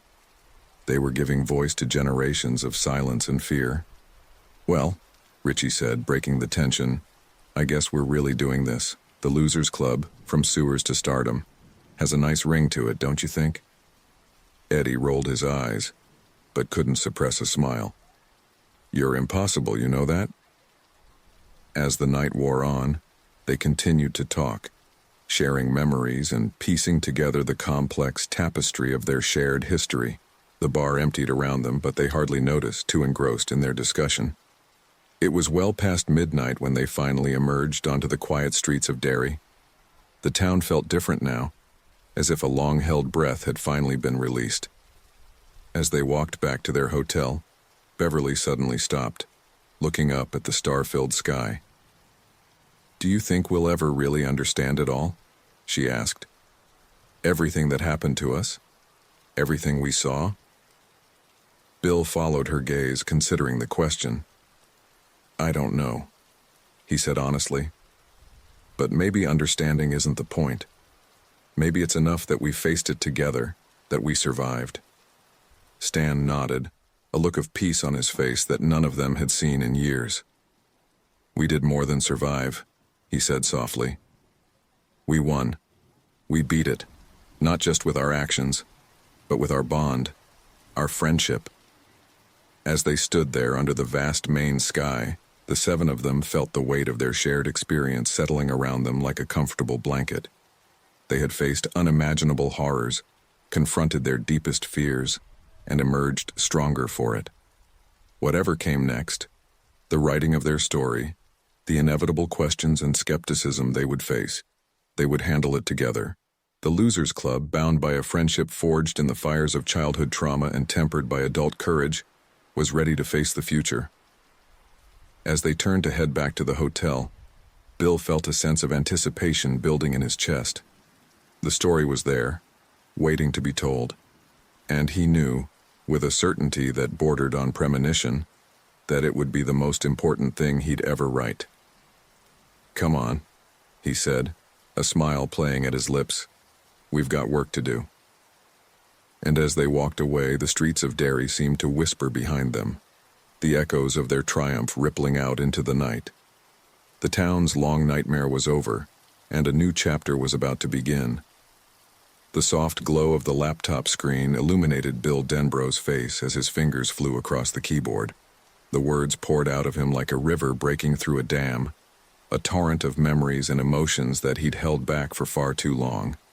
It had been 3 months since the Losers Club had left Derry, each returning to their respective lives with a promise to stay in touch and contribute to the book. Bill had thrown himself into the writing with a fervor that surprised even him. It was as if the story had been waiting all these years, biding its time until he was ready to tell it. A soft knock at the door broke his concentration. "Come in," he called out, rubbing his tired eyes. Audra, his wife, poked her head in. "Honey, it's past midnight. Are you coming to bed?" Bill glanced at the clock, startled to see how late it had gotten. "Sorry, I lost track of time. I'll be there in a minute." Audra entered the room, concern etched on her face. "You've been at this for weeks, Bill. I'm worried about you. This book, it's consuming you." Bill sighed, saving his work before closing the laptop. I know. It's just, I need to get this out, Audra. All of it." She sat on the edge of the desk, studying his face. "Is it helping, writing about whatever happened in Derry?" For a moment, Bill was quiet, considering her question. "Yeah," he said finally. "It is. It's like lancing a wound. Painful but necessary." Audra nodded, though he could see the confusion in her eyes. He hadn't told her everything, couldn't tell her everything. How could he explain the horrors they'd faced, the unimaginable evil they'd confronted? Some things were better left unsaid. "Just don't lose yourself in it, okay?" Audra said, leaning down to kiss his forehead. "Come to bed soon." As she left, Bill turned back to his laptop, intending to just jot down one last thought. But as he opened the document, a chill ran down his spine. There, at the bottom of the page, was a line he didn't remember writing. "You can't escape me, Billy boy. I'm always here, always watching." Bill's heart raced as he stared at the words. It couldn't be. They'd destroyed it, hadn't they? This was just his imagination, his writer's mind playing tricks on him. It had to be. With shaking hands, he deleted the line and shut down the computer. As he made his way to bed, he couldn't shake the feeling that something was watching him from the shadows. The next morning, Bill woke early and immediately checked his laptop. The mysterious line was gone, no trace of it in the document. He let out a sigh of relief, chuckling at his own paranoia. As he made his way downstairs for coffee, his phone buzzed with a message. It was from Mike. "Hey Bill, how's the writing going? Found some more info that might be useful. Call me when you can." Bill smiled, grateful for Mike's continued support. Of all the losers, Mike had been the most involved in the book project, his years of research proving invaluable. After a quick breakfast, Bill retreated to his office and dialed Mike's number. "Morning, Mikey," he said when his friend picked up. "What have you got for me?" Mike's voice crackled over the line, excitement evident in his tone. Bill, you're not going to believe this. I've been digging through some old town records and I found something strange. Bill leaned forward, intrigued. Strange how? Well, you remember how we always wondered why it chose Derry? Why it settled there of all places? Yeah, of course. Mike took a deep breath. I think I found the answer. There are records going back to the town's founding of a ritual, a sort of offering. Bill felt his blood run cold. An offering? To what? That's just it, Mike said, his voice low. The records are vague, but they talk about appeasing something beneath the town, something ancient and hungry. For a moment, Bill was silent, processing this new information. Are you saying the town knew that they were feeding it? Not exactly, Mike replied. I don't think they knew what it was, but they knew something was there, something that needed to be placated. The disappearances, the accidents. I think on some level, the town accepted them as a necessary evil. Bill ran a hand through his hair, his mind reeling. Jesus, Mike, this changes everything. I know, Mike said solemnly. I'm sending you all the documents I found. Bill, we need to include this in the book. People need to know the truth. As they continued to talk, discussing the implications of this new discovery, Bill felt a familiar itch in his fingers. The story was expanding, growing beyond just their personal experiences. It was becoming a chronicle of Derry itself, a town built on secrets and sacrifice. After hanging up with Mike, Bill dove back into his writing with renewed vigor. The words flowed faster than ever, painting a picture of a town caught in the grip of an ancient evil, generation after generation turning a blind eye to the horror in their midst. Hours passed unnoticed as Bill wrote, lost in the world he was creating. It wasn't until his stomach growled loudly that he realized he'd missed lunch. Stretching, he decided to take a break and grab something to eat. As he stood, a wave of dizziness washed over him. The room seemed to tilt and warp, the walls stretching and contracting like a living thing. And there, in the corner of his eye, he caught a flash of silver and orange. Bill spun around, his heart pounding. "Who's there?" he called out, his voice shaking. For a moment there was silence. Then, a familiar, high-pitched giggle echoed through the room. "Hiya, Billy. Miss me?" Bill stumbled backwards, knocking over his chair. This couldn't be happening. It was dead, gone, destroyed. The air shimmered, and suddenly, Pennywise was there, standing in the middle of the room. But this version of the clown was different, flickering and insubstantial like a bad hologram. "No," Bill whispered. "You're not real. We killed you." Pennywise cackled, the sound sending shivers down Bill's spine. "Oh, Billy boy, don't you know by now? You can't kill fear. You can't kill imagination. And as long as you keep writing, keep remembering. I'll always be here." Bill shook his head, trying to clear his vision. "You're not real," he repeated, more forcefully this time. "You're just in my head." The clown's smile widened impossibly. "Of course I am, silly. That's where I've always been strongest. In your head, in your heart, in your deepest, darkest fears." As Pennywise spoke, the room began to shift and change.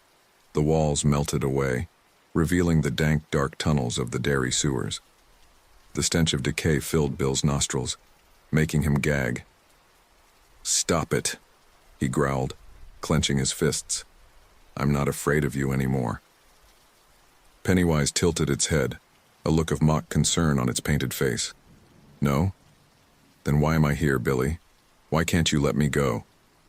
The question hit Bill like a physical blow. Why couldn't he let go? They had defeated it, escaped Derry, started new lives. And yet here he was, night after night, reliving the horrors of the past. "Because," Bill said slowly, realization dawning, "because I need to understand. I need to make sense of it all." Pennywise's form flickered, growing more substantial. "And that, my dear Billy, is why I'll never truly die. As long as you keep searching for answers, keep picking at the scabs of the past. I'll always be waiting." Bill's mind raced, trying to find a way out of this nightmare. Then suddenly he remembered something Stan had said back in Derry. "We choose not to fear you." Taking a deep breath, Bill straightened up, looking the clown directly in its glowing yellow eyes. "You're right," he said calmly. "I can't kill fear. I can't kill imagination. But I can choose what to do with them." Pennywise's smile faltered, confusion crossing its grotesque features. "I choose," Bill continued, his voice growing stronger, "to use my fear, my imagination, to tell our story. Not to keep you alive, but to make sure no one ever forgets what we overcame." As he spoke, the sewer tunnels began to fade, the stench of decay replaced by the familiar smell of his office. Pennywise's form grew less distinct, flickering like a candle in the wind. "You can't get rid of me that easily, Billy," the clown hissed, but its voice was fading. Bill smiled, a genuine smile untouched by fear. "I know, but I can choose not to let you control me. You're just words on a page now, nothing more." With a final ear-splitting shriek, Pennywise vanished, leaving Bill alone in his quiet office. He stood there for a moment, his heart rate slowly returning to normal.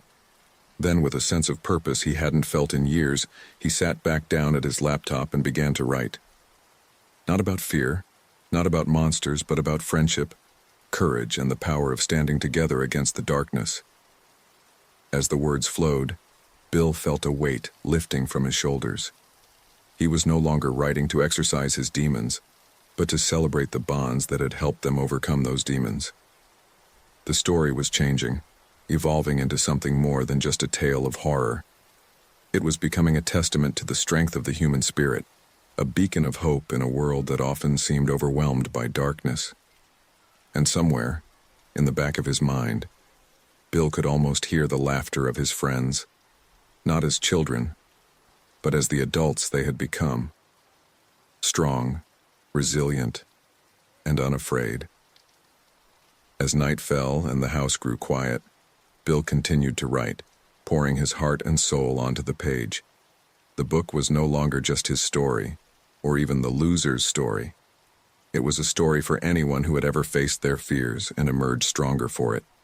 And if, in the darkest corners of his imagination, a certain clown still lurked, well, that was okay. Because now, at last, Bill Denbrough knew the truth. The real story wasn't about the monster. It was about those who stood against it hand in hand, friend by friend, bound by a love stronger than any evil. With that thought warming his heart, Bill wrote on, his fingers dancing across the keys as he wove a tale of horror, hope, and the enduring power of friendship. The old Derrytown house stood silently in the fading light of a crisp autumn evening, its weathered facade a testament to the decades it had witnessed. Inside, in a private dining room, 7 adults sat around a large table, their faces a mixture of excitement, apprehension, and deep, abiding affection. Bill Denbrough cleared his throat, raising his glass. "To the Losers Club," he said, his voice thick with emotion. "Together again." "To the losers," the others echoed, clinking their glasses together.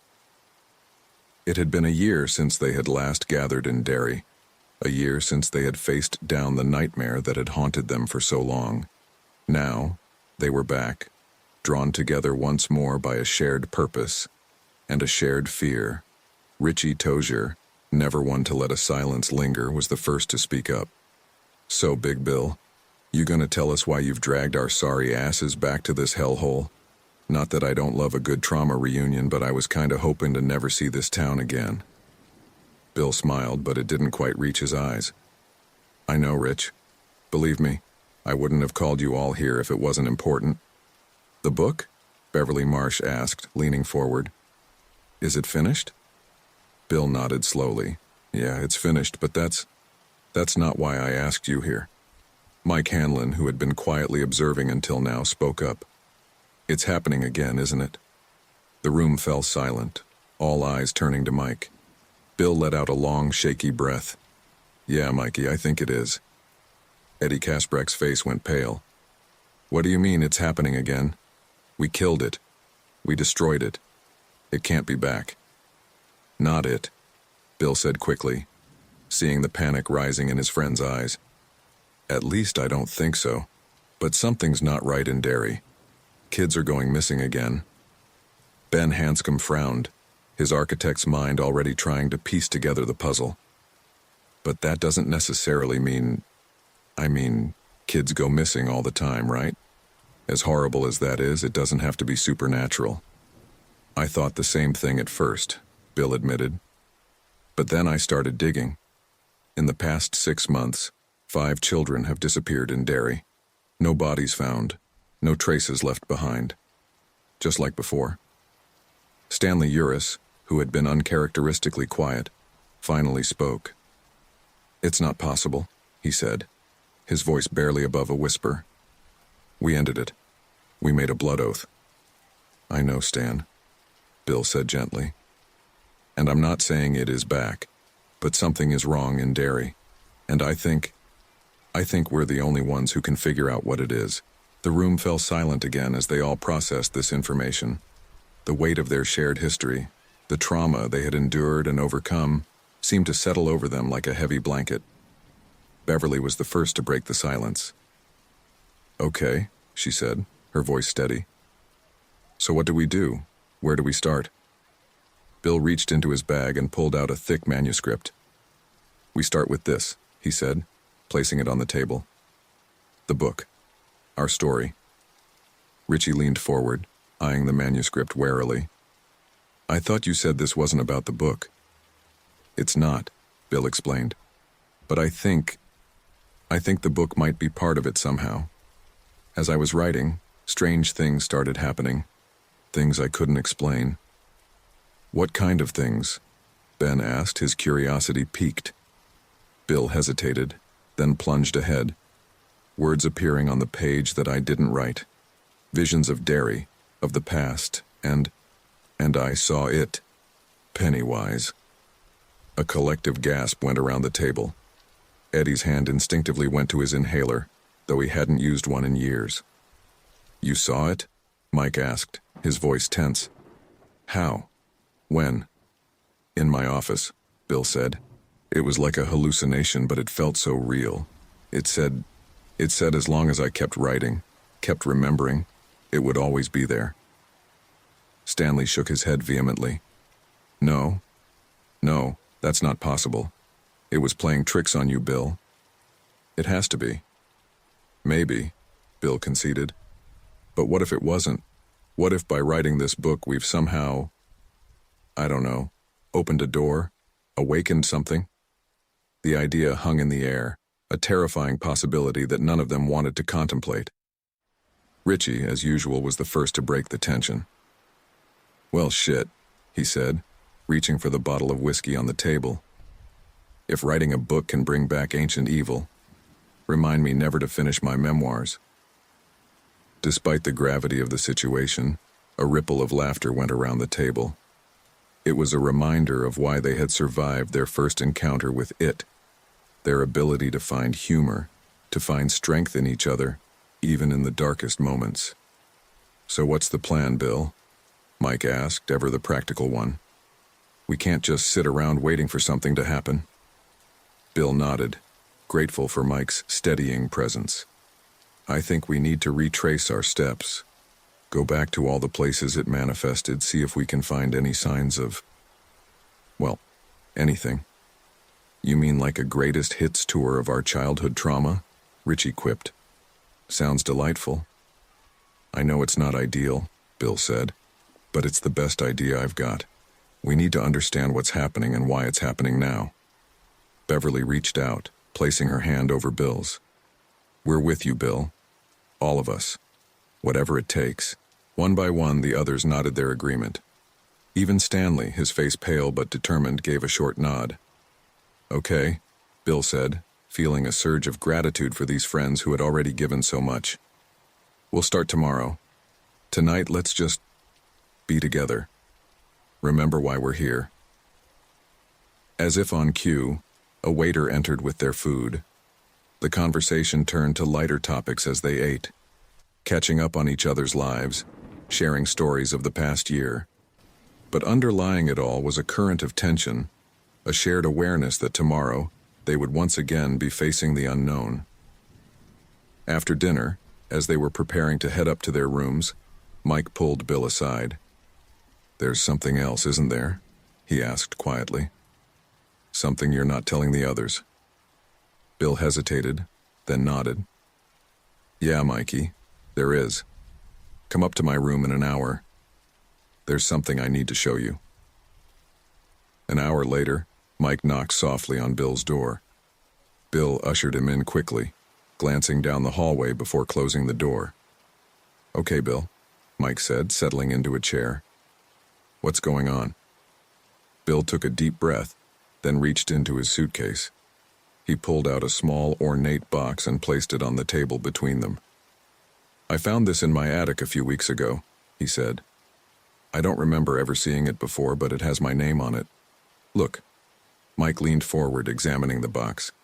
Sure enough, carved into the lid in flowing script was the name William Denbrough. "Open it," Bill urged. Mike carefully lifted the lid. Inside, nestled on a bed of velvet, was a single silver dollar. But as Mike looked closer, he realized it wasn't any ordinary coin. The face on it was distorted, almost monstrous, and the year stamped on it was 2024. 2 years in the future. "What the hell?" Mike breathed, picking up the coin. As soon as his fingers touched it, he jerked back with a hiss. "It's ice cold." Bill nodded grimly. "Yeah, and it never gets warm. I've had it tested. It's real silver, but no one can explain the face or the date." Mike looked up at Bill, his eyes wide. "You think this is connected to what's happening in Derry?" "I don't know," Bill admitted, "but I can't shake the feeling that it's important somehow. And there's something else. Watch." Bill took the coin from Mike and held it up to the light. As they watched, the distorted face on the coin seemed to shift and change, its features melting and reforming. "Jesus," Mike whispered. "Bill, this is big. We need to tell the others." Bill shook his head. "Not yet. I don't want to panic them until we know more. I was hoping you might have some idea what this means." Mike sat back, his mind racing. "I've never seen anything like it," he said slowly. "But it reminds me of something I read once in one of the old books in the library.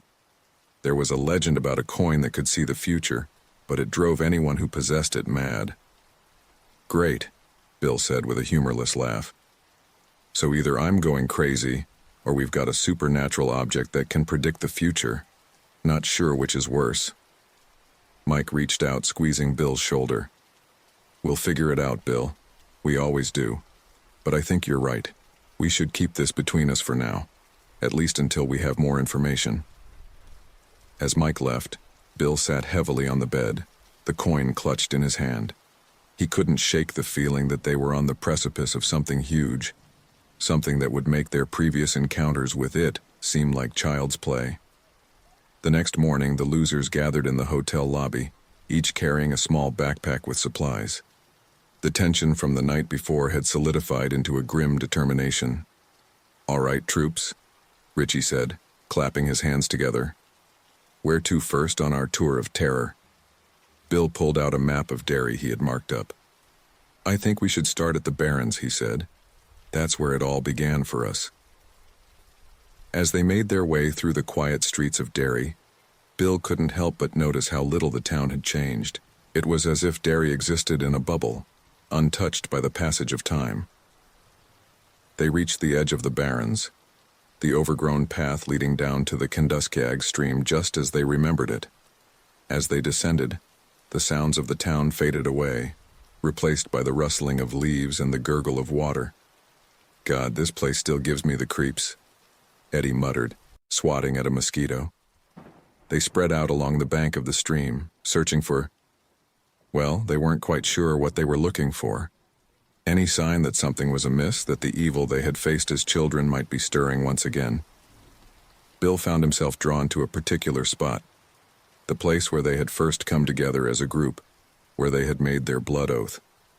As he approached, he felt a strange tingling sensation, as if the air itself was charged with electricity. "Guys," he called out, his voice tight. "I think I found something." The others gathered around him, their faces a mixture of curiosity and apprehension. There, half buried in the mud of the stream bank, was a small object glinting in the sunlight. Ben knelt down, carefully brushing away the mud. It's a button," he said, holding it up.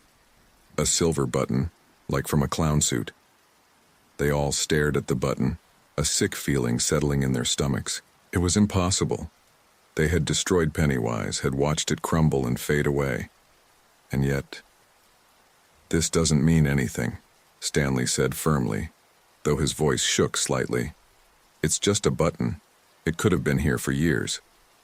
"Yeah, a perfectly preserved silver button just happened to be buried right where we made our blood oath," Richie said sarcastically. "Totally normal."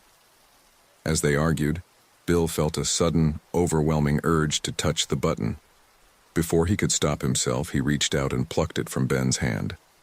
The moment his skin made contact with the silver, the world around him seemed to shift and warp. The barrens faded away, replaced by a swirling vortex of images and sounds, children laughing, balloons floating, a pair of glowing yellow eyes in the darkness. And then he heard it. A voice, achingly familiar, calling out to him. "Bill? Billy, is that you?" "Georgie?" Bill gasped, his heart pounding. The vortex solidified into a single image. A small boy in a yellow raincoat standing in the middle of a flooded street. Georgie turned, his face lighting up with a smile. "I've been waiting for you, Billy," Georgie said. "We've all been waiting. It's almost time." "Time for what, Georgie?" Bill asked, his voice breaking. Georgie's smile widened, revealing rows of sharp, pointed teeth. "Time to float," he said, his voice distorting into a horrifying growl. Bill jerked back, dropping the button. The vision vanished, and he found himself back in the barrens, surrounded by his friends' concerned faces. "Bill? Bill, are you okay?" Beverly was asking, shaking his shoulder. Bill blinked, trying to clear his head.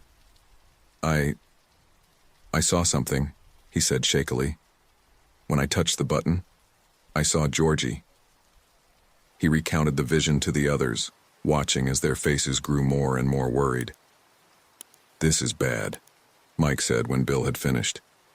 "If it can still reach us, even in visions, then it's not really gone," Ben finished grimly. They stood in silence for a moment, the weight of this realization settling over them. Finally, Richie spoke up. "So what do we do now? I mean, we can't just click our heels together and wish this all away." Bill straightened up, a look of determination settling over his features. "We keep going," he said firmly. "We follow the trail, wherever it leads. And this time, we make damn sure it's gone for good." As they gathered their things and prepared to move on to the next location, Bill felt the coin in his pocket grow suddenly cold. He slipped his hand in, running his fingers over its surface. The face on it had changed again, he realized. Now it showed 7 figures standing together, facing a looming shadow. Whatever was coming, Bill knew they would face it together. The Losers Club was back in Derry, and this time, they were ready for whatever horrors awaited them. As they made their way back towards town, the button safely stored in a plastic bag, Bill couldn't shake the feeling that they were being watched. He glanced back at the barrens one last time and, for just a moment, he thought he saw a flash of silver and orange among the trees. The final battle for Derry, and perhaps for reality itself, was about to begin. And the Losers Club was all that stood between the world and unimaginable horror.